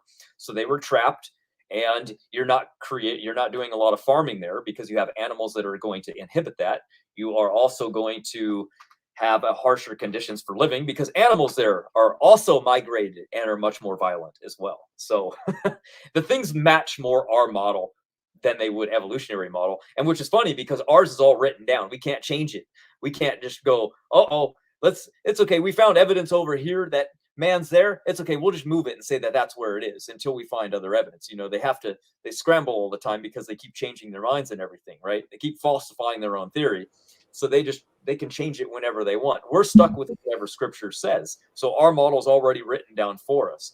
So when we go, let's look for evidence and see if there actually was this breaking up of languages. How many languages were there when it was broken up? Well, scripture actually tells us. What do we see when we follow linguistic families back? Exactly that amount. So pretty fascinating. Some good comments here. Hurricane Havoc says, I lean young, but I'm open to the idea that it might be even younger. I think there were probably a dozen old Earth creationists in the chat that were like excited, right? Like, oh, here we go. We're going to win one over to the team. Sorry, old Earthers. And then Jamie Russell said, and now we see the most ancient structures are more similar and more advanced. Great point. Which shows a common ability after Babel with slow divergence and decline in building tech. Exactly. So much common knowledge, right? All these civilizations, that which they have built in terms of structures, language, even genetics, right? We talk about allele frequency, so on and so forth. They all trace back to a common origin, a common source, which is Babel. I mean, there's so much evidence for the Tower of Babel. And also Jackson Rowe. Let me see. I'm trying to look for his comment here. He had a debate with Kent a week ago, I guess, last Thursday on human evolution. Fantastic debate, really, really good. A lot of great feedback. And I thought Jackson Rowe made some interesting points in his opening. So I asked Jackson, maybe just for tonight as we're running this fundraiser, guys, we're kind of just going with the flow here, right? We didn't really plan too much. That's why just ideas are coming to our head, what to talk about, answering your questions, so on and so forth. Consider it just a big team get together, a big hangout with all of us. And I thought maybe it'd be interesting to review some of Jackson Rowe's opening there. We really come to like Jackson. He's a great guy, good friend of ours. And I appreciate his cordial, respectful way of discussing these issues. And although we disagree respectfully. And he has now been on the channel for a number of debates, including a couple more in the future. One with Professor McQueen, another one with Kent, round 2 with Kent. So Jackson, he's a great guy, very respectful. Check out his channel. So Matt, maybe we will review some of that. Just kind of get some thoughts on the spot would be interesting. And also, I do have a video. Dr. Rob Carter, who's a blessing as well. He's we've interviewed him a year and a half ago. He put out a good series about, I mean, we've been debating the critics so much lately, Matt, about like the number of species on the planet, what better explains the number of species, the old Earth model, the young Earth model. So he actually put out a good series recently, series of videos on design diversity that I thought would be fun to review as well. But You know what? Before we do any of that, though, Matt, again, we've got 70 people in the chat. We've now raised, you guys are a blessing. You guys are awesome. God bless you. We're now at $1,500 in just an hour and 21 minutes. So you guys are awesome. We appreciate it so much. God bless you. It's truly awesome. So why don't you give a rundown again, Matt, now that it's been about 20 minutes, just a quick overview of the campaign, what we're here tonight to accomplish. Sure. I threw a question up for you too after, so that one looked interesting. But yeah, for anybody that's tuned in now recently, basically we started a campaign because my computer is toast. It literally, I kind of melted the graphics card, probably the motherboard. It burned out the fuses, so I was overrunning it too much. I make all the videos. I do all the edits for the Standing for Truth channel, and including other channels as well, which is still shocking. But I mostly am trying to get a computer that's designed specifically for editing, and mine isn't for that. So it's probably the reason I burned it out. I literally just ran it too much, a little too hard. Making too many videos, too long of videos, and not giving it any rest. I'd take it and I'd just put it to sleep at night so I could come out in the morning and start up again like a maniac, right? I don't even want to just power it down like a normal person. So I've learned some things having doing this, and I really kind of hurt my computer. But hey, it lasted 4 years. Look at all the good that's come out of it. Look at all the videos we have. So I just want to keep going with it and have something specifically designed for making videos. And that's what this campaign is about. So. Amen. Well said. Well said. Lots of great feedback, comments in the chat. I appreciate the kind words from all of you. Without you, we wouldn't be where we are today. I mean, it's about the supporters. The fact that you guys like the content is why we can do this full time. Crazy Eyed Me says, love the free talk. You YECs are so respectful and considerate. I've talked to many people from many places. You guys are super admirable. I appreciate those kind words. And the question from Truth is Beautiful. Will you ever be debating Muslims on 90-foot tall Adam? Muhammad said in Hadith that Adam was 90 feet. That's it, eh? And people have been decreasing in size. The real giant. Yeah, that I could imagine. Yeah, that'd be an interesting debate. Standing for truth versus whoever holds that position. Was Adam 90 feet tall? That would probably be a pretty easy debate to win, eh, Matt? But easy. It would be the same thing. They just got the qubit size wrong because they were using the sexagesmal system, which is base 60. So they got the numbers wrong. The same reason that the Book of Enoch also has a sexagesmal system added to it, because it was written in a region of the world where they used a different mathematical system. So it's the reason that he's not 90 feet tall. Because they were counting the numbers completely different. They were counting qubit size instead of the actual rounding down. So 90 feet tall. Easy. Matt, what would a 90-foot tall person eat? Think about it. It's like a blue whale. You get 20 of those people walking around. What you're taller than pine trees, an entire pine tree. Think about how much you eat in a day as somebody your size. Now imagine adding 80 feet to you. Man, well, as Heresy Hunter says, I don't think it's insane to think that our ancestors were considerably stronger, faster, smarter, and taller than us. For sure. No, for sure. Not 90 feet tall, but definitely a lot taller, superior genetics, less mutation accumulation, a better environment.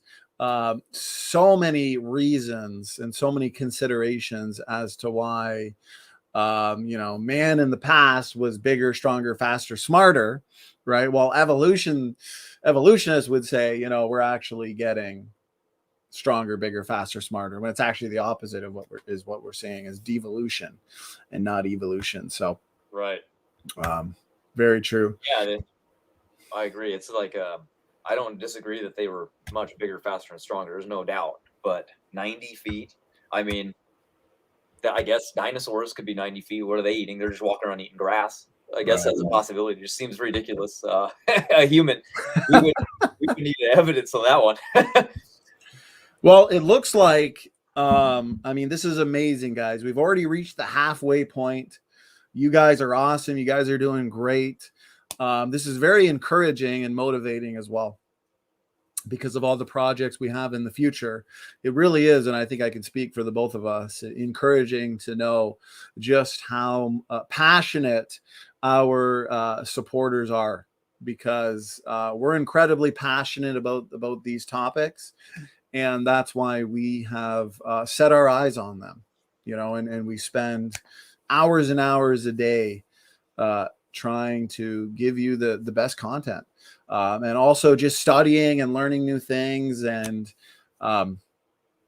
you know, for the glory of God, of course, is what this is. So Matt, unless you have anything to say there, brother, we are at the halfway point of this campaign. So again, thank you so much, everybody.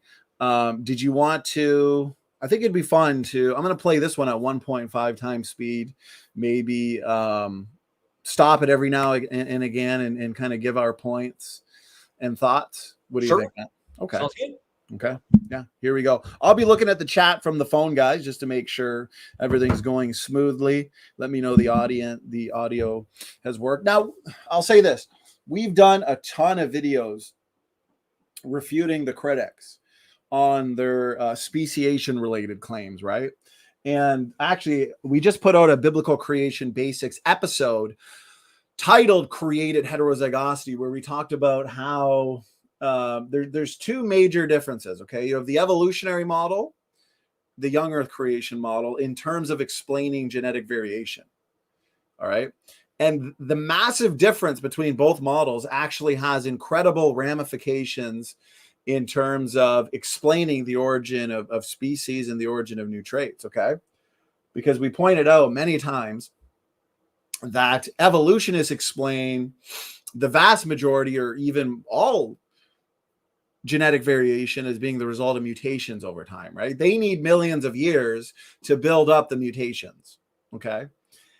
And therefore, that's building up the variation, because a mutation is adding something that was not previously there. So it's adding diversity. Now, we would point out that obviously this type of diversity is negative or deleterious diversity. And what I mean by that is it's the kind of diversity that you add to your car when you park it too close to another car at the grocery store and somebody bangs their door into your car, creating a dent, right? The type of variation you get from mutations, for the most part, is akin to the rust spots on your car, the scratches, the dings, the dents. While we would say that your beneficial variation was front-loaded, okay? So the young earth creationists and intelligent design advocates, many of them as well, we look to the majority of genetic variation, at least especially nuclear genetic variation, nuclear heterozygosity, as being front-loaded and designed. Okay, so here's the point. If the DNA differences in the genetic variation is front-loaded and built in from the start, then no, you don't need millions of years to build up mutations. If we needed mutations as the source for genetic variation, then yeah, of course, you're going to need millions of years to build up mutations, right? Logically. But if your main source of genetic variation is design variation, then guess what? In a single generation, you can get incredible change simply through genetic processes like recombination. In sexually reproducing organisms, every generation you have recombination, scrambling up of these genetic variants. So these built-in alternatives, let's use Adam and Eve, they'd be scrambled up over time, leading to new traits, leading to new novel variation. That was front-loaded in the first place. So it's not novel and meaningful in the sense that the evolutionist needs new, novel, and meaningful information to take a fish to fishermen, ponds come to people. No, this variation's front-loaded. It's built in, right?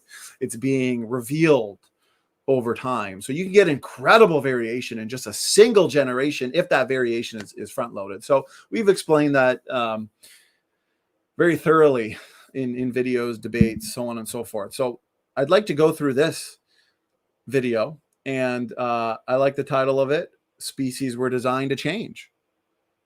It's as simple as that. God said, be fruitful and multiply. Did he want that to be carried out through cloning? Of course not. Of course not. Built-in genetic variation makes sense scientifically and theologically. And God obviously did not create species fixed, right? The fixity of species, that's been overturned. So therefore, if God did not create species to be fixed, then obviously their genomes wouldn't be fixed or static, right? Ever-changing environments require ever-changing genomes, as we've pointed out. So, Matt, I'd love to get your thoughts as well on some of these points. So let me play it for a bit, brother, and then, yeah, make some comments. Here we go. The ground every year, basically, they'd flame all the underbrush. And so there's all these open canopies. Unlike here, there's tons of underbrush. And then when the Europeans started arriving, diseases decimated the native population and their numbers plummeted and the forest changed. And then when the Europeans started pushing inland, here I'm several hundred miles from the coast in this location, by the time they got here, it was a couple of hundred years after the Native American population had gone down, the forest had changed again. Very few things in this world stay the same. And I want to use that as a lead into my main topic, and that is Oh, before I forget, I just wanted to thank our new member. One God is now here. Welcome to New Heavens and New Earth. Awesome. I appreciate that. One God is now here. Just looking at the comments too. I'll be monitoring. Sentinel Apologetic says, shall I join the stream? I appreciate you being here as well, Rob. Me, Rob, and Nick Sayers are actually in the midst of negotiating final details in terms of a Bible translation debate, hopefully first thing in December. So that's going to be a ton of fun. But I appreciate the offer and the willingness to discuss these things with us, Rob. Since we're just doing a campaign, tonight we're not opening the mic or anything like that, but we will be doing more open mics. So you and anybody interested are always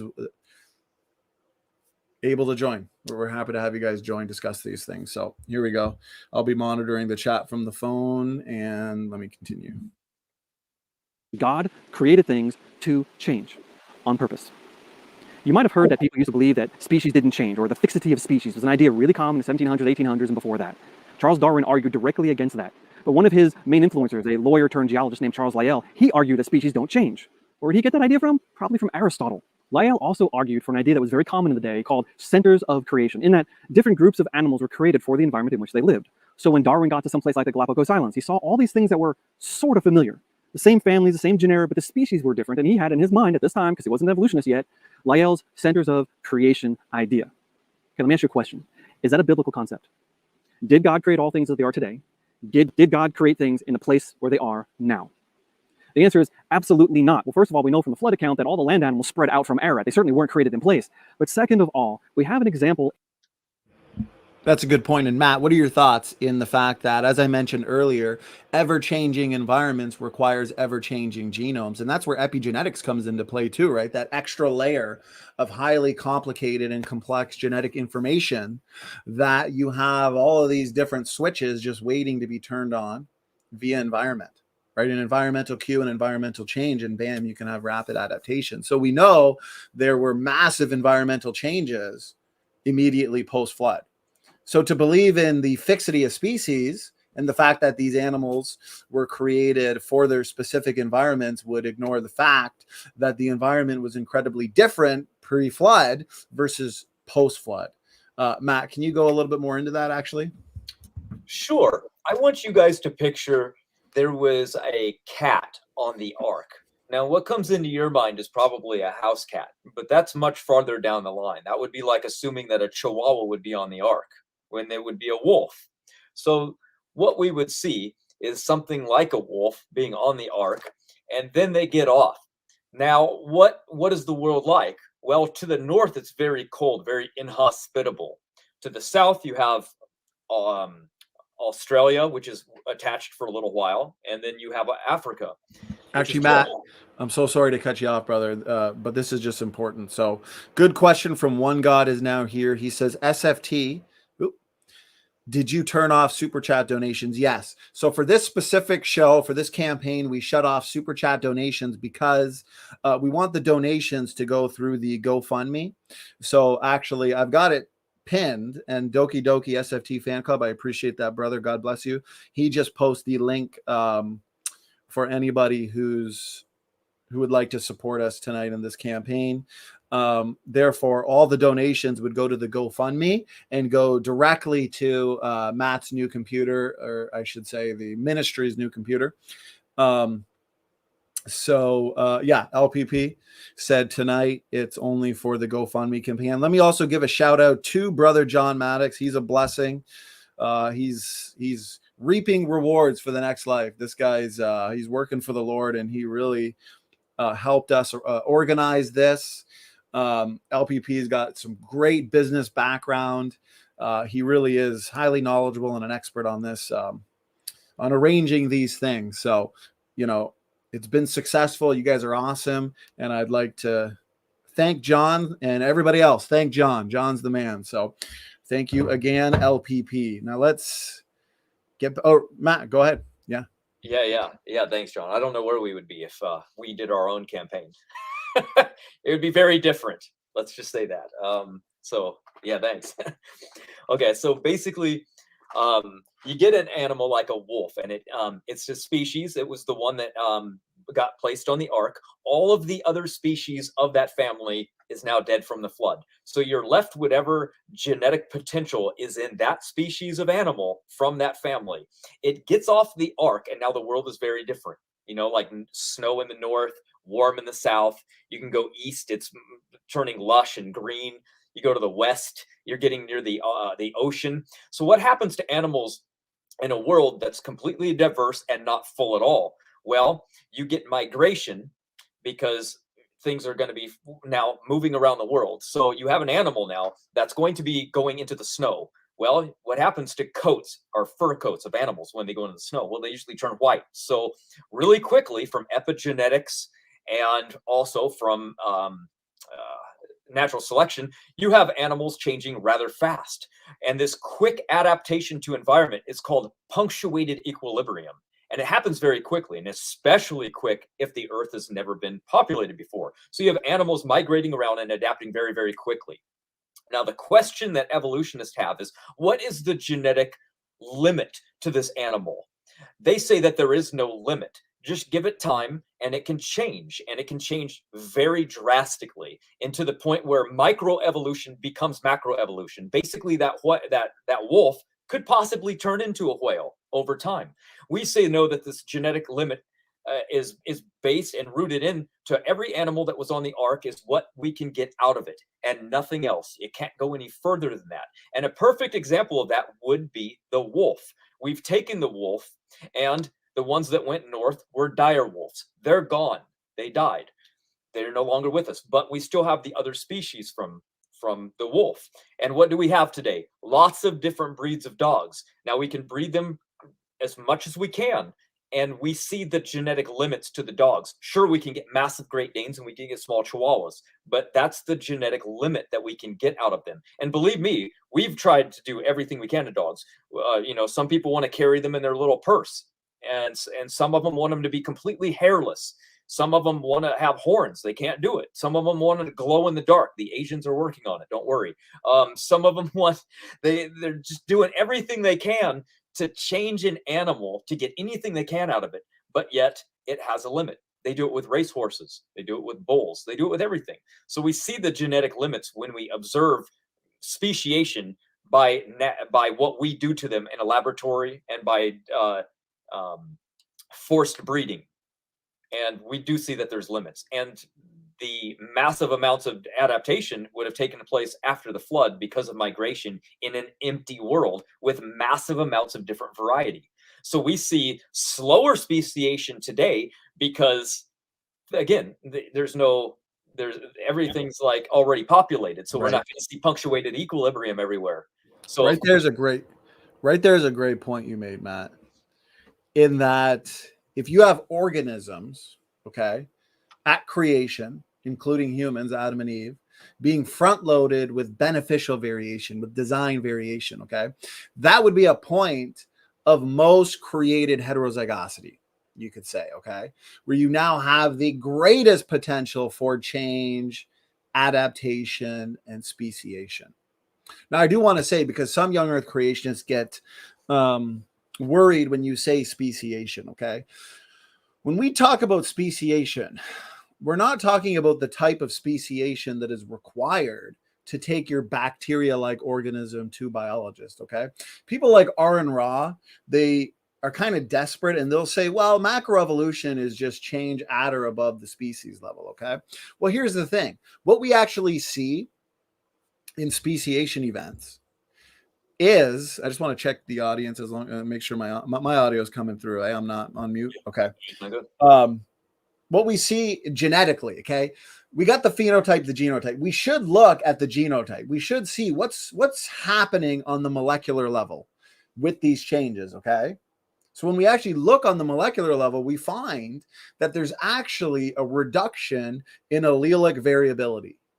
Okay, we see shifts, as we've pointed out, in heterozygosity, which is more genetic variation, to homozygosity, which is less. Heterozygosity, a state of DNA diversity. Homozygosity, a state of no DNA diversity, okay? So we have shifts in this, shifts in the hetero to the homo.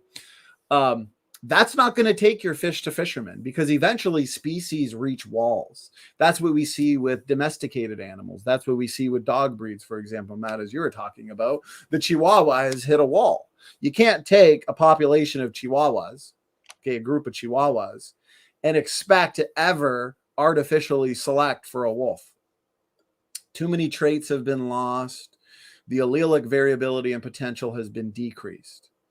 Okay, so when we do say speciation events, what we're saying is that since most genetic variations front-loaded at the start, all you really need for a new species, okay, this is why it's not difficult for us to explain the amount of species today. All you really need is a breakaway population, a population where a subpopulation breaks off from a parent population.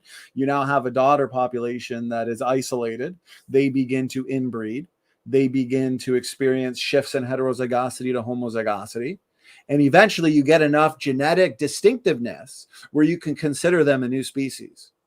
Okay, migration, isolation, inbreeding, shifts in heterozygosity or homozygosity, you can have a new species. We saw this on the Galapagos Island. This is exactly what we would expect if biblical creation and created heterozygosity were true.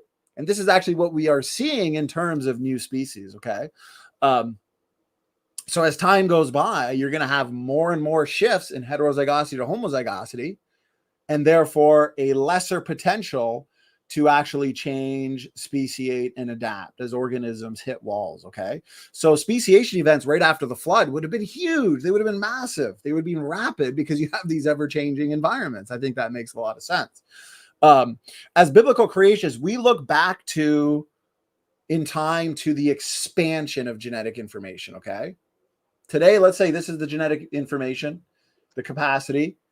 Take it back 6,000 years ago, you have an expansion of genetic information. The evolutionists, they look back to what, Matt? The contraction of genetic information. They go back billions of years ago to that first single-celled like organism.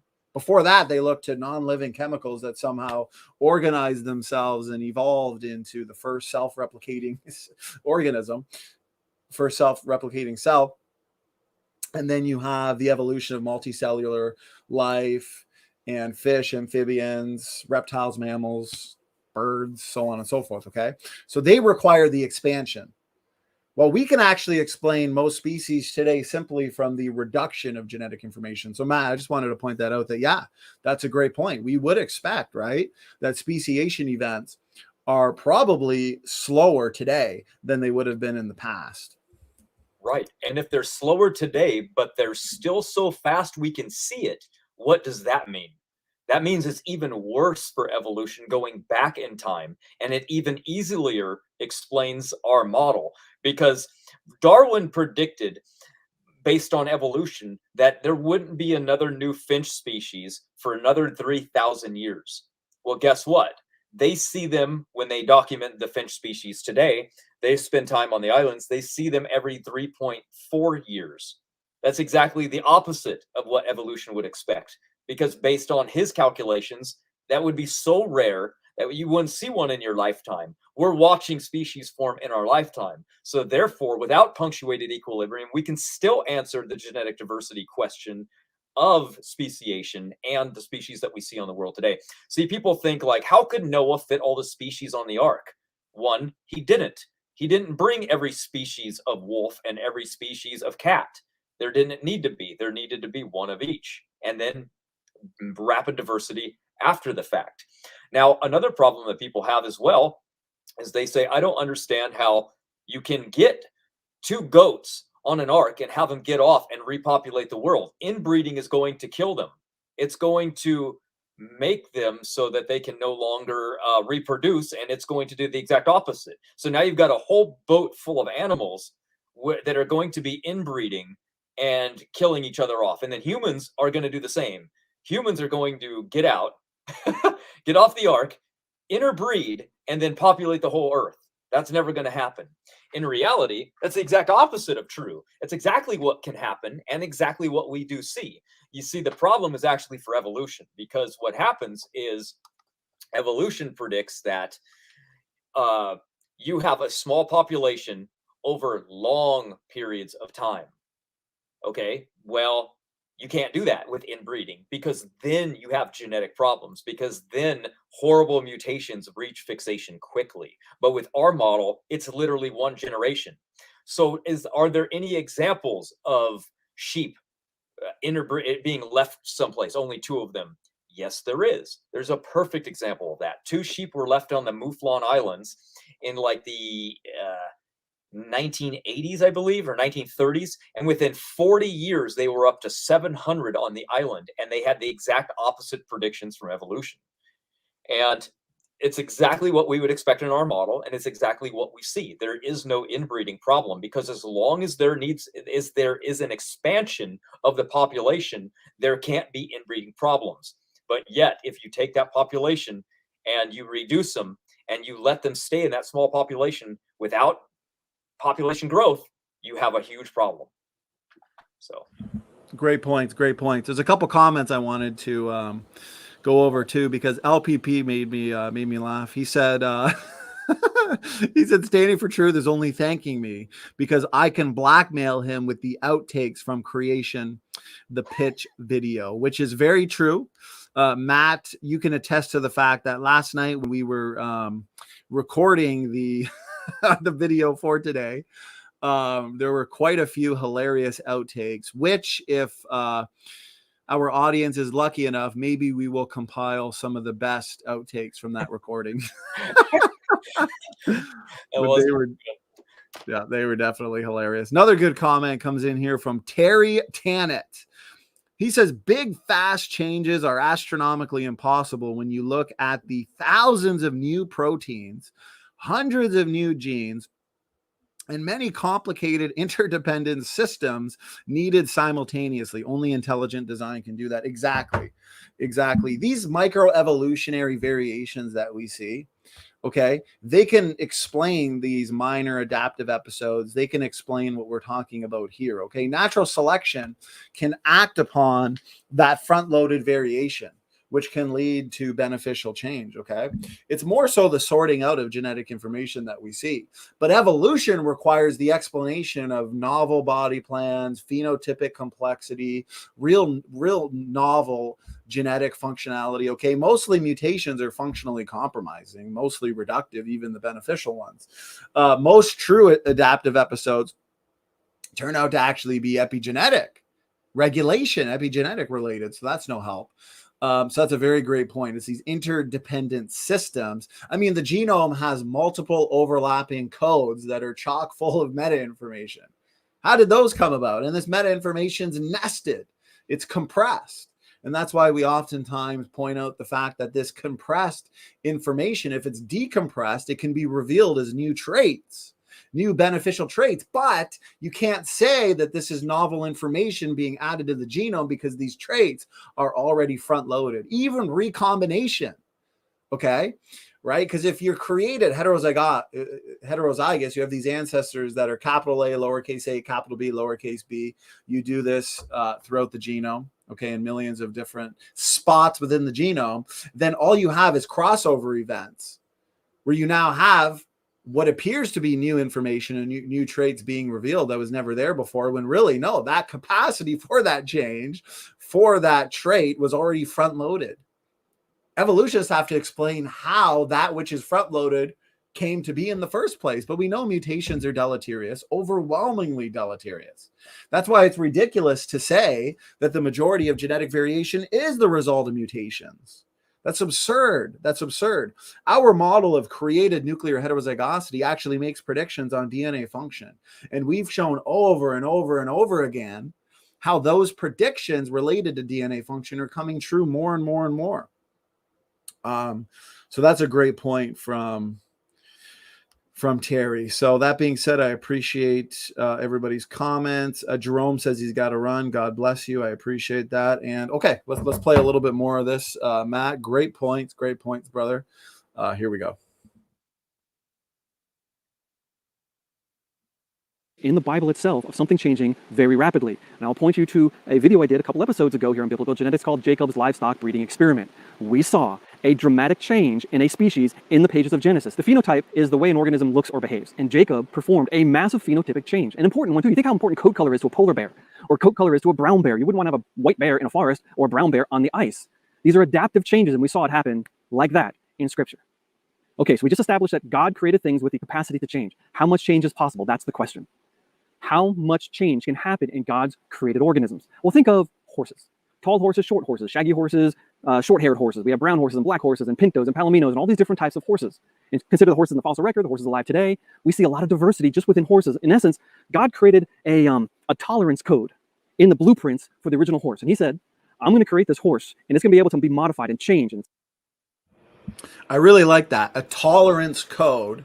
Matt, what are your thoughts? As Carter's pointing out, a tolerance code in the original created archetype. So you have the, let's say the original created horse kind or horse archetype would have its own tolerance codes where you'd have its own baronome, right? That's what they call it. Your created kinds, your created baramins, they'd also have their baronomes, which would consist of that front-loaded diversity, how much potential to change, including front-loaded DNA elements like retrotransposons, ALU sequences, so on and so forth.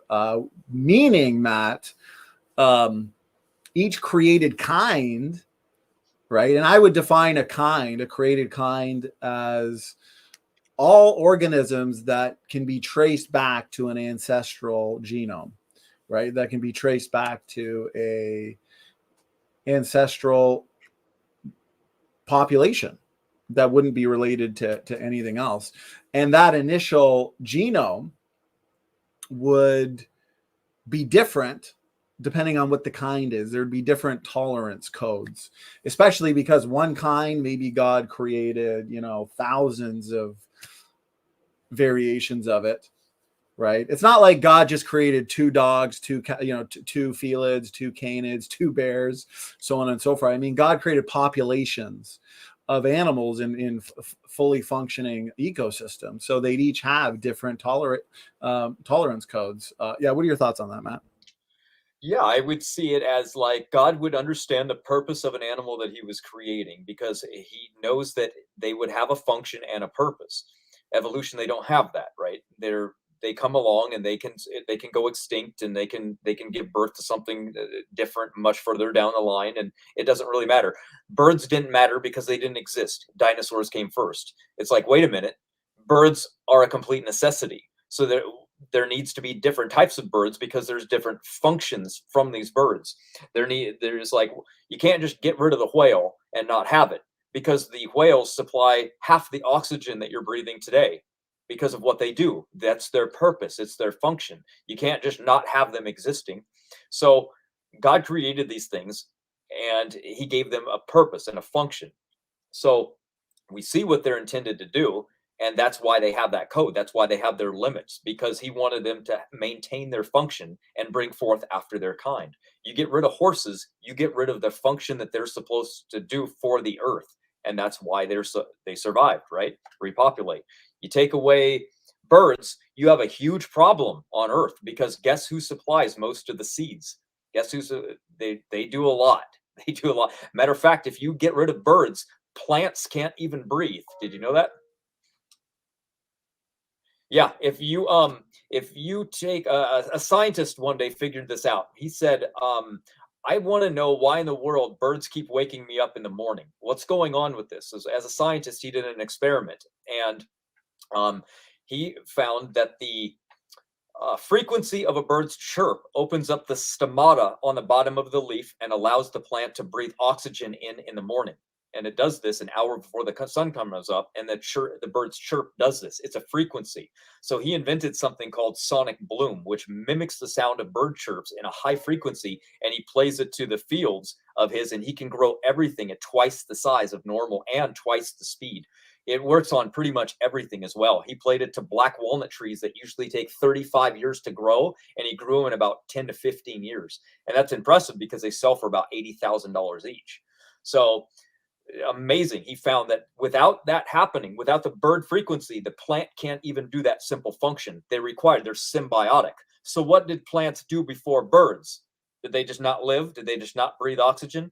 What was creating the frequency for them to do that? Obviously, it wasn't there. Dinosaurs were doing this? I don't think so.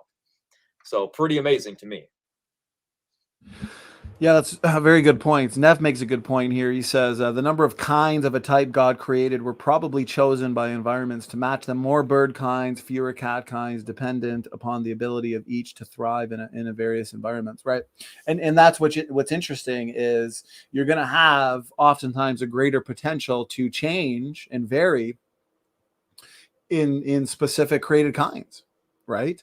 And then another point here, I think I lost it. I think it was from the EXO of the RO does make a good point that natural selection, it's really just a fancy way of describing differential reproduction, right? I mean, who's reproducing the most essentially? I mean, populations of organisms need to keep reproducing and reproducing more in order that eventually they don't die out. And selection is not a creative force either. I mean, let's say you were to take every single dog today, every single dog variation today, and just throw them into Alaska. Okay, it wouldn't be long before all of your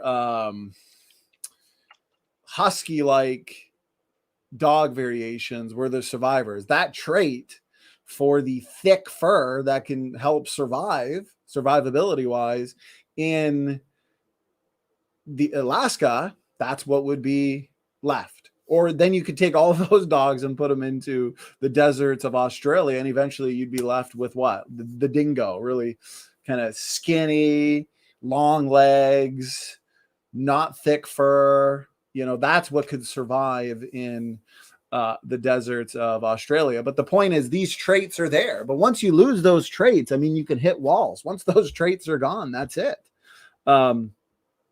So really, yes, natural selection is, and oftentimes people say survival of the fittest. It really is just survival of the luckiest, especially when you have a massive environmental change. Then unfortunately, some of the animals that have traits not sufficient or survivable in that environment will die off. So Doki Doki said, where is Neff? He is here. Yes. Where is good old Neff? He was above somewhere.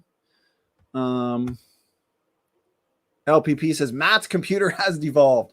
His GoFundMe campaign needs intelligent agents to build it up. Go back it up now. Yeah. So you know what? As we continue the video, Matt, let me, for anybody new, anybody wondering what's going on tonight, what is this special broadcast, kind of spur of the moment almost? What is this all about? What can we help Team SFT with, and how can we support? How can we support the team? Well, let's give you this quick little. Actually, I don't see it there anymore, Matt. Did you remove it and add in the alien one? Yeah. Oh, I must have. Yeah, I did. I didn't have room. I didn't have room. You want me to put it back? I can easy. Oh, that's okay. If you know what, instead, if you want, now that it's been another 20 minutes or so, if you wanted to just give a quick recap of the campaign again. I know you've done that a few times, so I thought, we'll just play the video this time. I'll put it back after I do it. Okay. All right. But yeah, essentially we're live today because we're doing a campaign to try to get a computer that's designed for editing. Basically, the videos on this channel have a lot of edits that go into them. And especially anything that's like a not a debate or an interview, or they're edited videos. Pretty much everything. I don't think we ever just go live and just talk about something. I'm pretty sure we pretty much edit every single video. So my computer was not designed for that, and I overburdened it by doing it too much. So over the last couple years, I've made over 1,000 videos, and my computer just couldn't take it anymore. So we're trying to build funds up so we can get a specifically designed computer made for editing, because that's literally all I do every day. So pretty well 24/7, unless you're sleeping. I was going to say eating, but no, you eat dinner at the computer editing. So yeah, that's good. Okay, yeah, let's keep this party going. Get a little more of this video in. I think this is some great information, especially because this seems to be nowadays, in the top 3 objections, challenges, questions to our model of ancestry. So size and its coloration to some limit. If you push it beyond that, it's going to die. But there is some degree of morphological adaptability built into that original horse. That is a very creationist idea. Now, interestingly, that takes all the evidence for evolution. this is very important, and I get into this in great detail in my new book here, the Human Evolution Handbook. And also supporting us, guys, helps us, gives us more time that we can devote to writing these books. We've got several books we want to get out in 2022. So point is, as Dr. Carter pointed out here, is we see built into the original created archetypes, created kinds, is the potential for a significant amount of morphological variation, morphological adaptability. Okay, so when we see these morphological changes, the problem that the evolutionists have, those that want to look to every change as being evidence or an example of that type of change required to take a fish to fisherman, when you actually look on the genotypic level, on the molecular level, as I've been pointing out, you actually see that oftentimes it's either reductive, functionally compromising, or the result of an epigenetic change, epigenetic regulation. You have a gene that turns on, that gene was already present. How did that gene get there in the first place, right? That's why front-loaded diversity makes the most sense. Even the redundancy that we see in the genome, highly, highly beneficial. Anybody who is a computer designer and understands computer code, they see redundancy as a good thing. It's a good design. So the fact that organisms have built-in redundancy, every single day we're hit with radiation, we're hit with sun rays. That's damaging cells, damaging DNA. But we have these DNA repair enzymes that are constantly at work repairing DNA on a daily basis. We have redundancy, backup code. It's like a spare tire in a car. Okay. Yeah. When you're driving around, it's not useful in the moment, but if you get a flat tire, then it's going to become useful. Thank God you have that spare tire. That's what we see in the genome as well. That spare tire is put in the back of a car for the chance that something will happen that you'll need it. It's the result of forward thinking, and forward thinking always points us back to a forward thinker. So the front loading that we see in the genome, retrotransposons, redundancy, epigenetics, you name it. This is all evidence for a forward thinker. Even ERVs. We can't live without them. Can't live without them. Can't live without them. Amen. Great point. Okay, let's keep going here. And puts it on the creation side. At least it takes all the evidence that Charles Darwin was using himself and puts it on the creation side, because the Bible does not say that God created all things exactly as they are today. So let me tell you several different things that God could have put into that creation in order to allow it to change over time. First of all, created diversity. God could have put heterozygosity into the genomes of those original kinds. So you have a whole bunch of different chromosomes, and some gene in that chromosome. Some organisms have an A, some has a T, some have an A and a T, some have two T's, some have two A's. That's diversity built into those original kinds. Now, as babies are being born, you have generations after generation after generation, it is quite likely that you're going to have an offspring that has a bunch of recessive traits, and it's going to look a lot different than the originals. You could have brand new phenotypes popping out in the middle of a creation sort of a context. He didn't have to create white bears and brown bears and black bears. He could have just created black bears, and all the other colors could naturally arise from the diversity God put into that creation. Right. All those variations, all your species of bears arising from the one bear archetype. From those front-loaded DNA differences, those front-loaded functional DNA differences, you have the manifestation now of new species, new phenotypes. Not novel in the evolutionary sense, because that ability was already there in the first place. Yeah, same with people. People are the same way. You can have, brown eyes. You can have a kid with blue eyes because it's a mutation. Now, obviously, you move north, it's going to be a little while before they start getting blonde hair, but that can happen. It's a pretty quick process. All the information's right there inside of us. Unless, of course, lots of time passes and those genetic things get weeded away from us, because that's what SFT is always saying. We lose the genetic potential. People that have been locked in Africa they're genetically adapted to that region. So the information that would have been in their ancestors off the ark is now missing. So the more time passes, the less information we have inside of us. That's what we mean by information.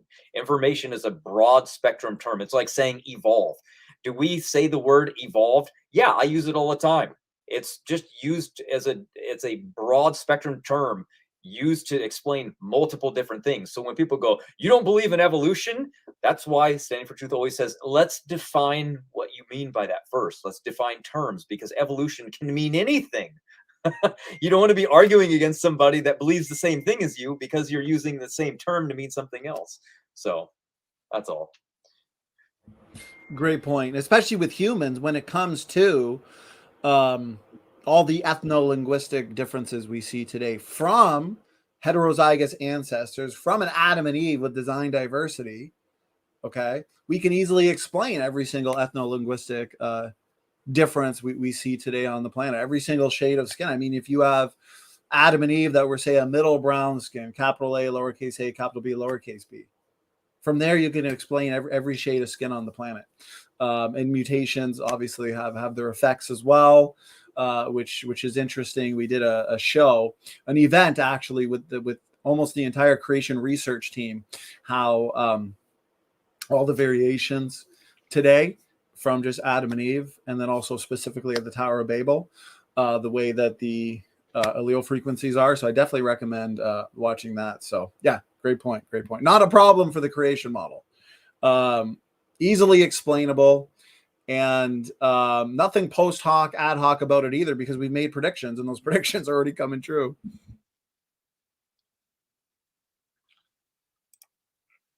A second thing that God could have done is put a lot of latent information into the genomes of his creation.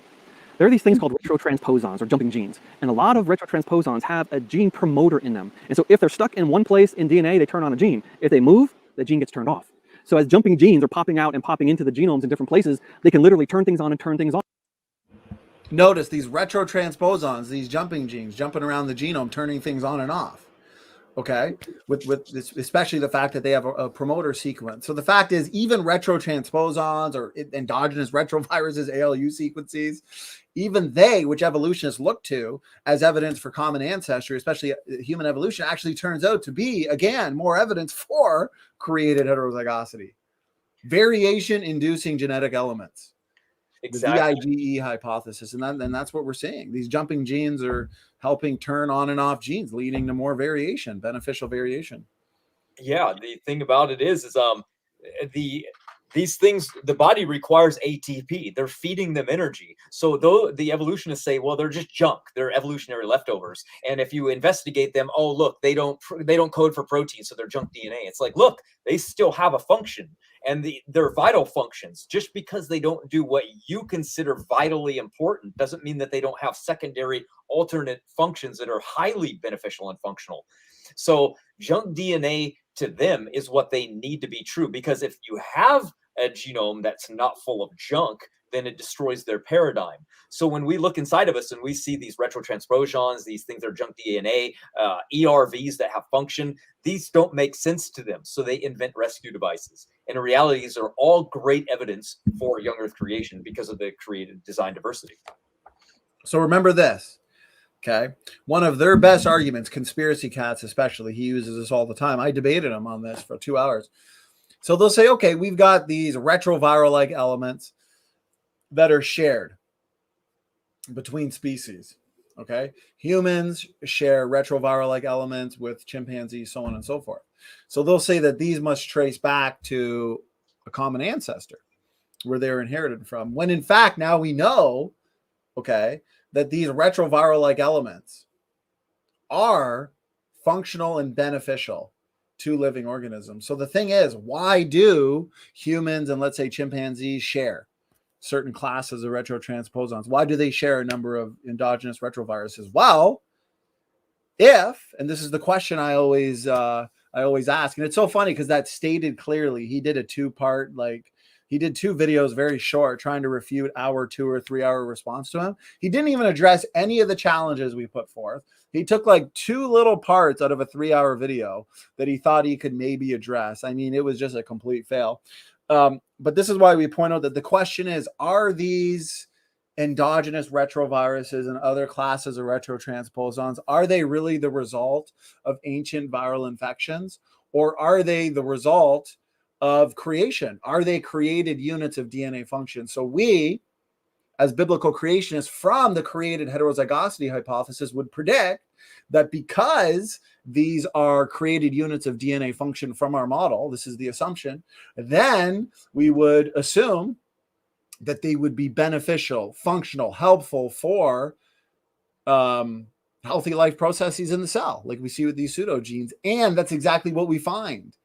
Prediction after prediction being confirmed. ERVs, important and beneficial in immune response, as I said, healthy life processes in the cell, the embryological development, cell stress responses. I mean, we could talk all day about what their benefits are. So why are they in similar spots in creatures like humans and chimps? Common design. If they were front loaded, if they're created, then of course humans and chimpanzees are more similar in anatomy, physiology, genetics. Then obviously they're going to share more. Okay. You're going to expect more similarities between a human and a chimpanzee than between a human and a dog. That's just normal. It's in the same way we're going to expect more similarities between a sedan and a hatchback, or a sedan and an SUV, than a sedan and an airplane, or a sedan and a boat. It's just expected on both models. That's why the differentiating line of evidence is what, Matt? It's function, DNA function. Function's on our side.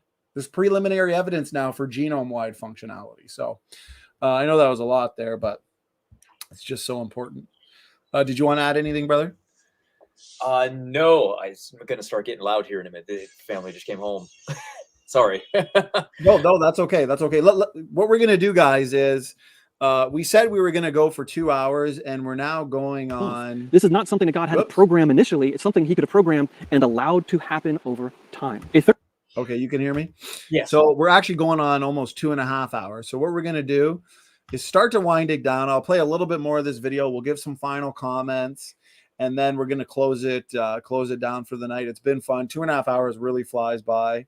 I hope people have enjoyed this. You guys have been a blessing. I think we're more than halfway there as well. So yeah, let's a few more minutes, and then we're going to start winding it down, Matt. So here we go, brother. Third mechanism that allows change to develop over time is something we know that God put into creation. This is recombination. In sexually reproducing organisms, you have a scrambling of DNA every generation. And if you have 2 genes that are next to each other in the genome, they don't recombine very often. So imagine that he created in the dog kind one chromosome that has 2 genes, one codes for height and one codes for muscularity, and they're right next to each other. And on one chromosome, he creates tall and muscular. And on the other chromosome, he creates short and skinny. Well, as those gene pairs are being passed on, the offspring are either going to have 1 or 2 copies of the tall and muscular gene at the same time. So you might get a mastiff. Other ones are going to have 2 copies of the short and skinny gene. So you might get chihuahuas. I'm making this up, of course. It's not. Jackson Rose said, man, we didn't get to my intro. Yeah, I know. I think we underestimate, Matt, how much we can talk even on one video. But Jackson, because you did make some interesting points, we will, even if it's just me, I'll do a video, or maybe even one day we'll have you on, me and you, and we'll kind of just review your opening statement, because yeah, that's definitely something we are going to get to. So how genetics works, just an example. But you're never going to get a tall skinny dog, and you're never going to get a short muscular dog unless recombination happens between those genes. And if that happens, the genes switch places, and now you can get a tall skinny dog like a great. See, if that happens, the genes switch places, as you pointed out. Therefore, you get morphological change, brand new phenotype. But guess what? It's not the result of large-scale evolutionary processes. It's because it was already there. The capability was already there. It's not like God created this phenotype, but God created the ability, front-loaded the ability for that novel phenotype, right? So it's not like the phenotype itself was a special creation, but the ability for that phenotype, simply by the switching of these genes, the switching of these alleles, made it possible. Does that make sense, Matt? Yeah. Oh yeah, no problem. It was I mean, we like genetics, right? So we're into that. We could talk about genetics Right. all day. That's the problem. We took a genetics related video, and therefore we could talk all day about it. Plus Dr. Rob Carter, I mean, we love him. He's awesome. Neff says morphological change is insufficient to explain evolution. Anatomical change would be necessary for evolution to be true. Amen, brother. Amen. Well said. That's exactly right. So what we see is all of this morphological adaptive episodes, all of this morphological variation. But what we don't see is anatomical change, new anatomical features arising, right? There's a difference between morphology and anatomy. So very, very important distinction. And I'm glad that Neff pointed that out. A hound or short muscular dog like a bulldog. Those features did not exist in the originals in this example. They developed over time through recombination. So we can get new diversity appearing because God initially programmed it, but he didn't have to directly program it. He put it in a place that could recombine and come up with new combinations of information. A fourth thing to consider is something that geneticists are calling a pangenome. That is, all of the genes within a species. Consider E. coli, the simple bacterium. It's got 4,288 genes. Only it doesn't. If you look at all the E. coli in the world and do a massive gene survey, there's about 5,800 genes we find in E. coli. The classic laboratory strain has... This point about pangenome is important, guys, so pay attention. But yeah, Neff says evolutionists claim morphological change proves evolution, which is false. Exactly. I mean, this morphological variation or this microevolutionary variation that we see, okay, because they'll often say, well, you know, evolution just means a change in allele frequencies and populations over time, okay? That's not going to explain the true anatomical novelty that you need for large-scale evolution to be true. So you can look to all the morphological variation in the world. It's never going to be evidence or support for that type of fish-to-fisherman large-scale evolution. It's just not going to do it. What we see in terms of these novel phenotypes, what we see in terms of this morphological variation is the fact that this ability for that change was already present.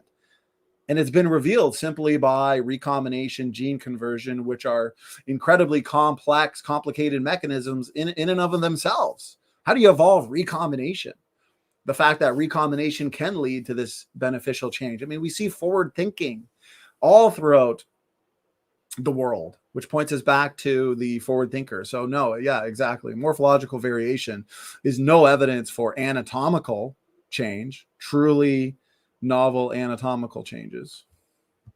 Less genes than we can find in all other places. And so we find that maybe in one environment, there's another species of bacteria that's producing a chemical that E. coli needs to live. Well, if E. coli has those genes, what happens if those genes are accidentally deleted? It's good for the bacteria. It can get that product from the environment, and it doesn't have to maintain that section of DNA. So the pangenome concept allows us to think that God created a lot of different genetics in the created kinds. He didn't just create 2 E. coli. He didn't have to just create 2 dog-like things. We know he created 2 people, but he doesn't say that about any other species. So he could created a lot of different dog-like things and put a lot of different genetics in them. And then over time, we have heterozygosity through just shuffling genes. We have recombination. We have jumping genes. We have all these ideas that come into play that allow species to change over time. So just like if you walked into this forest and you saw it the way it is now, you might miss the fact that there's been radical changes in this environment over the last several centuries. Same thing for Darwin. He was looking at farm animals. He was looking at small-scale changes in a very narrow window of time. And he extrapolated into the past, saying, I see no limit to the amount of change. But wait a minute. All the examples that he was using were creationist examples, things that we happily adapt and happily bring into our model of where things came from. Before I go, I'm going to bring up one more concept for you. This is a big phrase. This comes from the writings of a creationist geneticist named Pierre Terborg. His articles over the years have blessed me incredibly. So as you saw there, Matt, I'd like your thoughts on this. Baranomes, the original created baranomes. You have the original created kinds, let's say the dog kind, okay? You can't think, oftentimes skeptics think, you know, there would have been Chihuahuas, Great Danes, Coyotes, you know, dingoes, whatever, you name it. No, just like he said earlier with your bear kind, your bear archetype off of the ark, from that one bear archetype come all of your other bear species. Okay. When you actually look to the pre-flood world, you're going to have different variations, different phenotypes than what we see today, especially if oftentimes environment dictates the phenotype. Well, you have different environmental conditions pre-flood. So these archetypes that come off the ark in the post-flood world that are now experiencing different environmental pressures, then we're going to have different adaptive episodes, right? So you're going to expect different morphological variations, different phenotypes. It's not going to be exactly like the variations that existed in the pre-flood world. You know, does that make sense, Matt? Yeah, the first time I really heard about baraminology was a really detailed description of it, and it's pretty amazing because you can see the characteristics that would be in each of the created kinds, the hollow baramins, and then all the things that branch off from them aren't very far. There's not like some have a lot of diversity within the species, others just don't, and that's how you can determine what's related and what goes back. That way you don't always have to test, right? Because most of the time it was what's fertile with the other one, and if they can bring forth, they're of the same kind. Well, what do you do with the fossil record? Well, you can't do anything with a fossil record. There's no DNA. So it has to be morphological differences that you're looking for, and that's how we determine it. So I love it. Great points. Great points. So that those initial baranomes, which we are working to kind of figure out what they were. Okay. At creation, you don't just have front-loaded nuclear variation, let's say. Okay. You would have front-loaded variation-inducing genetic elements like the ERVs, the jumping genes, the ALU sequences, right? Everything that would make up these initial baranomes. And that's why a significant prediction that old earthers and evolutionists seem to forget about is this prediction of DNA function. If this really is the case, that God would have front-loaded the original created kinds with all of this ability to change and adapt, then of course we're going to expect more and more findings pertaining to DNA function, epigenetics. We've predicted this on pseudogenes. I mean, pseudogenes used to be one of their best lines of evidence. You know, why do humans and chimpanzees share genetic mistakes in the same genetic locations? You know, they'll say, well, obviously they must have inherited this plagiarized mistake from a past common ancestor. And he said, wait a minute. We know so little about the DNA language. We are just in the infancy of understanding the DNA language. So what? Okay. It would be like me or Matt agreeing to go over to Russia and become a proofreader for some new Russian books coming out. I mean, we don't know how to read or write Russian. At least I don't, Matt. I don't want to speak for you, but so I wouldn't know what's a mistake, what's not a mistake. And that's what these evolutionary scientists are doing when it comes to the genome, is they're assuming junk, assuming this is a genetic mistake, when in fact they don't actually understand the DNA language enough to even make that assertion or conclusion. Because what we're finding is these lines of evidence, they're being overturned. Pseudogenes, we now have paper after paper showing how highly functional they are. ERVs, okay, the so-called junk DNA is being overturned. So the differentiating line of evidence when it comes to universal ancestry and separate ancestry is DNA function. Do biological organisms reflect millions of years of evolutionary history? A reflection would be evolutionary leftovers, genomic fossils, genetic mistakes, evidence for the ancient remnants of viral infections. Okay, that would be their prediction. We would predict function, beneficial variation, and that's what we're finding. So let's see here. LPP. Awesome. For anybody that wants to, support us and help out with this campaign, I believe the link still is pinned. And for anybody new, we still got 50 people. This has been a great show. We've had a great audience. God bless all of you. I mean, the support really is just overwhelming. So let me, for anybody new, here we go. A 2-minute video that's kind of going to give you a good overview of what we've been doing tonight. We've been going for 2.5 hours. So therefore there may be some new additions to the chat. So here we go. Hey everybody, Donnie and Matt here from Team Standing for Truth. While most of you see me on a regular basis, none of what has been done with the channel and the creation of the amazing content you guys have come to know and love could have been done without Matt, my original partner here at Standing for Truth. He's been turning out videos for our ministry almost daily for years now. And unfortunately, his computer has finally reached the end of its life. We really need your help. You guys are the life and blood of this channel, and we have to help him get a new computer so that we can get back to producing the content you love and helping spread God's word. He's in California, I'm in Canada, and I don't have his skills at video production. So until we get him back in business, production is on temporary lockdown. Okay, so here's what's up on my end. In order to do what I do, I need a computer that has at least 16 gigabytes of memory, a high-speed processor, and a high-end graphics card. Otherwise, it can take 3 to 4 times as long to render videos. Things crash mid-production, and you literally can't do anything with the computer until the video is done. For major projects, that means you can waste an entire day of productivity just waiting. And if the computer crashes, you have to start over. It makes you want to pull your hair out. Good thing I used to be an MMA fighter and can punch a bag to get out my frustrations. To get back to work, we really need to raise about $3,000 as soon as possible. And I really hope everything we have produced has earned your trust in our abilities and we have earned your support.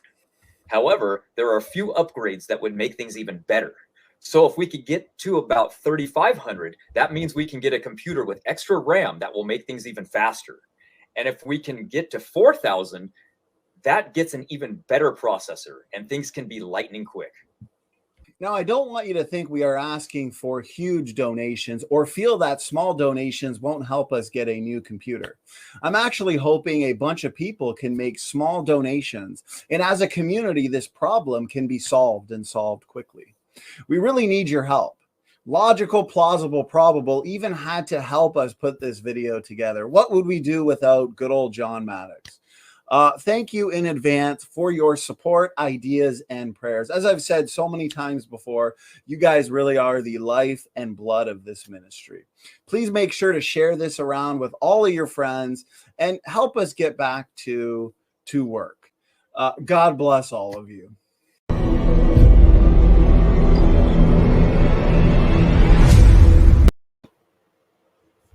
I want to say, wow.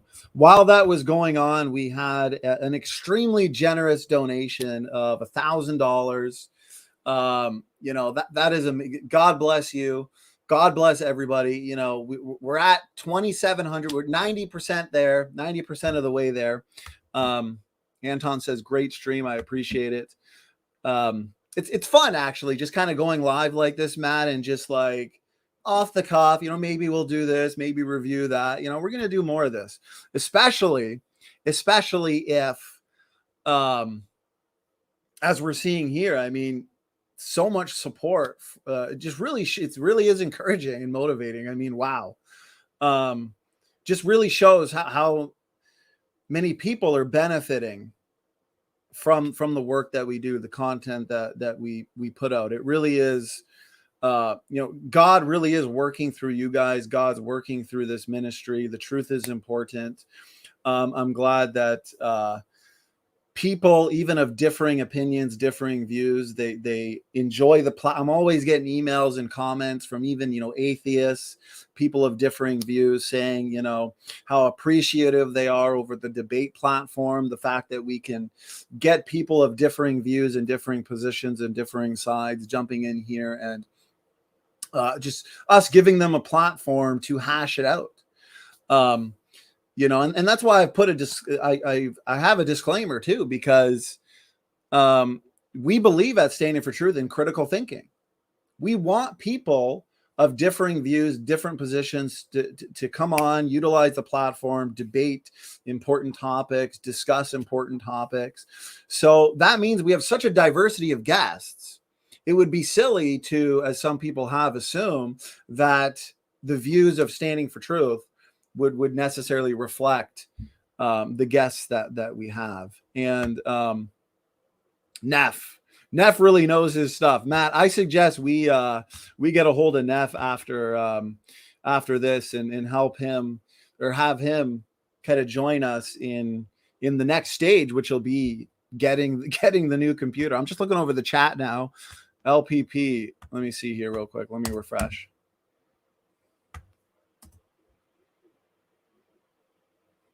So from what I'm seeing, let me see here. We are 90% of the way there. What do you see, Matt, on your end? Yeah, like 90%, 2,700. Yeah. 2,700. Wow. In 2.5 hours. I mean, God bless you guys. That's awesome. Jackson Rose says, Neff, what language are you speaking? You know, I'm saying the same thing. I mean, Matt, this is probably more your area, right? Neff knows. Yeah. I mean, we've grown enough now where it's almost a must to have, you know, a professional computer, professional editing program, because we have so many ideas. I appreciate that, Neff. We're going to be getting a hold of you. Yeah, that's all. Matt, anything you want to add? I've been going on for about 5 minutes straight. So go ahead, brother. Speak your mind. What's going on? What are your thoughts? How do you feel? I mean, look at this. I mean, look at our supporters. Look at what a blessing. You know, God's really working through this. What are your thoughts, man? Let's hear. Yeah, it's pretty crazy because I never get to see much of like how much people really enjoy the videos, right? I just go right back to work on making the next one. I'm like, well, you know, as long as people have content to go to and as long as they get their questions answered, I'm like, it's good. Sometimes I always wonder, like, man, it's pretty much overkill. Like I keep hearing comments going, oh, I don't watch your videos. I just listen to them. And I'm like, oh no, all that time. It could be a radio podcast, but I keep editing anyway. And I'm like, nah, it'll help. It'll help. And I guess it does. Look, people are helping out. They want to see more of it. So I guess my edits are doing good. I'm trying to see here. John saying, don't know the name, but he goes by MD Aware. Is that the name of one of the donators, John? I'm not sure. You're going to have to, I'm looking at him right now. See top. Oh, just now. Let me see here. I don't think it's showing up right now though, because it's saying there's another $1,000 donation, but it's not showing up for me on the actual number. Do you see it? No. Or maybe because it's reached the goal now, it just won't go above it. I see it. It says just now. Oh, weird. I don't see anything. Yeah. In his image, you know, I'm the same way. So all day I'm listening to either a lecture or a debate. I go through several lectures and debates a day where if I have, okay, I appreciate that, LPP. If I watch a video, right, I watch it for the first time, I'll still re-listen to it, especially if it's a technical lecture where I just have it on in the background, right? I'm just kind of listening to it. Yeah, that's Redline says, you know, he listens all day. Yeah. A good thing. I think a lot of people are that way where they watch. I know I'll watch the video, but then afterwards I'll have it in the background kind of listening. So let's see here. Yeah, I'm not sure because I see new donations coming in, but I don't see the actual. Like if you click top donations, there's another donation 2 minutes ago, Matt, but it's not showing up as. Oh, LPP. He says, I figured it out, showing both the most recent and the top donation. Oh, okay. I'm not sure. John, he means that he thought we got two. It wasn't. It just shows twice. It was like a person donated, and then it read. Okay. Then it read it again, saying, "Oh, this was the top." So he thought it happened twice. As I said, as I said before, John, he's our scholar and expert at this. So, John, what would we do without you, brother? Anybody not yet subscribed to John's channel, which I think everybody is. He puts on the best open mics. Please check that out. Jamie Russell says, I figured out. First, check your WhatsApp. Let me check right now, my man, Jamie. Okay, here we go. Yeah. Yeah, I think you're right, Jamie. Yes. John's doing there we go. It just changed. And wow. Bam. Amazing. It just changed. We did it, guys. In 2 hours and 36 minutes. We hit it. We crossed. We didn't just hit it. That's like 100 and I'm no mathematician there, Matt. That's like 130% of our goal. Yeah. 29 donors, 29 shares, 40 followers. Wow. Yeah.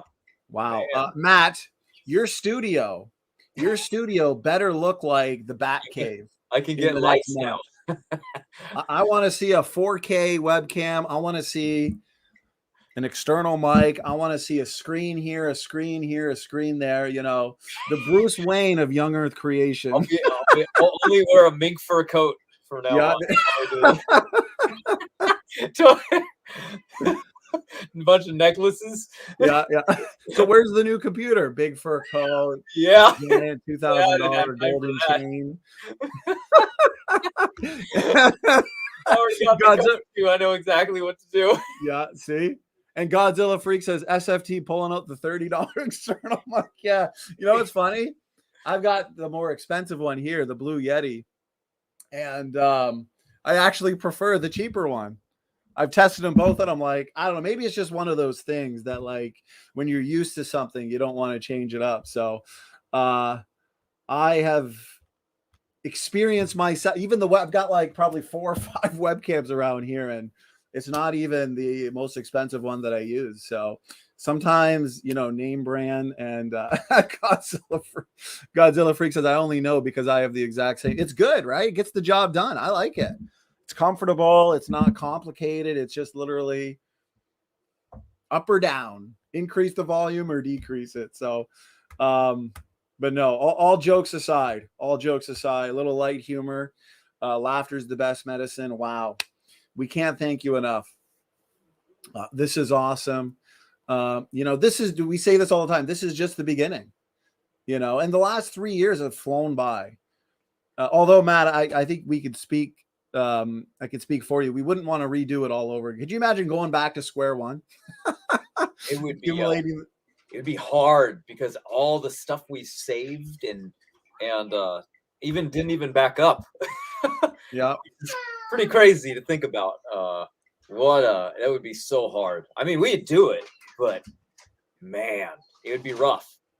What's the one that because I just saw Neff. What's the one you have in mind, Matt? I think you have it listed on the GoFundMe, right? Yeah. I've been trying to grab Jason a link for this whole time, and I'm scrolling through. It's kind of hard to do on the phone. I don't know how he does everything on the phone, but yeah, it should be down in the link description. No, I'm saying the laptop you're looking to get, isn't it in the fundraiser? Yeah. Here it's listed there, right? Yeah. Yeah, it is. There's the specs. It's there. I can also put it here in the side for you. So Neff, maybe. Well, Matt, why don't you explain what it is, and we'll see what Neff's thoughts on it. But offline, Neff. Right. We'll get a hold of you, brother, and we'll get your advice and your kind of expertise on this. So Doki Doki, I appreciate that. New ministry website. Yes. I've sent the web designer some updates just last night, so it should be. Neff doesn't seem to think the laptop would be a good idea, but he does say okay, as in let's get a hold of him. Oh no, wait, John, it's a desktop, right, Matt? Yes. Yeah. A laptop would just be not enough. It wouldn't be designed for editing. It would be if I travel and I don't move, I sit right here all day. So yeah, Right. desktop all the way. Wow, just got another donation in. Thank you so much, Aaron. Some have names, some are anonymous. I'm not sure if people want their name said. So I mean, I gotta thank everybody for their generosity, and also our members right here. Thank you to our awesome members. We've gotten a ton of new members today, so I'm gonna add you into our banner here. Thank you so much. I mean, that's awesome. Amen. Amen. Shelley says, thanks for the fellowship and entertainment. God bless you all. Time for me to kick back and binge watch Dr. G Medical Examiner. Well-deserved rest there, Shelley. We appreciate you guys sticking with us tonight. Great audience, great show. And Jamie says, you look fine, good, and healthy. Because as you're sitting there all day doing your editing, at least you're, drinking your coconut water, staying hydrated, right? Sometimes. Sometimes I'll go without sleep and you'll see it. I'm like dark circles. I don't eat. I'll just shred down and wait. Right now I'm doing all right, but it just depends. Sometimes you catch me and I'm just in the zone. Like when I did the Arn Raw Flood series, I didn't do anything for 3 weeks, but just sit and edit. I couldn't sleep. I hyper focus on things. So yeah, you caught me at a good time, I guess. Sometimes I'll see you got an arm curl, a dumbbell to the side. You're doing your just one arm workouts with one arm, and just one, yeah. You're editing with the other. So Jamie, yes, $4,400. We hit it. We surpassed it. God bless all of you. That is amazing. Time has flown by. I mean, this video has actually gotten me some ideas for some more shows in the future. Probably in the next week, I'd like to go through Dr. Carter's entire series and just kind of add our thoughts as we've been doing. And then also, there's a couple other videos we want to get through as well. So that being said, again, there's really no word to describe the generosity of our supporters. There's no amount of times we can say thank you, because it really is just amazing. So again, thank you so much, Matt. And any kind of final words, final thoughts you want to make before I guess we just call this a night. I mean, we hit it, and it was a team effort.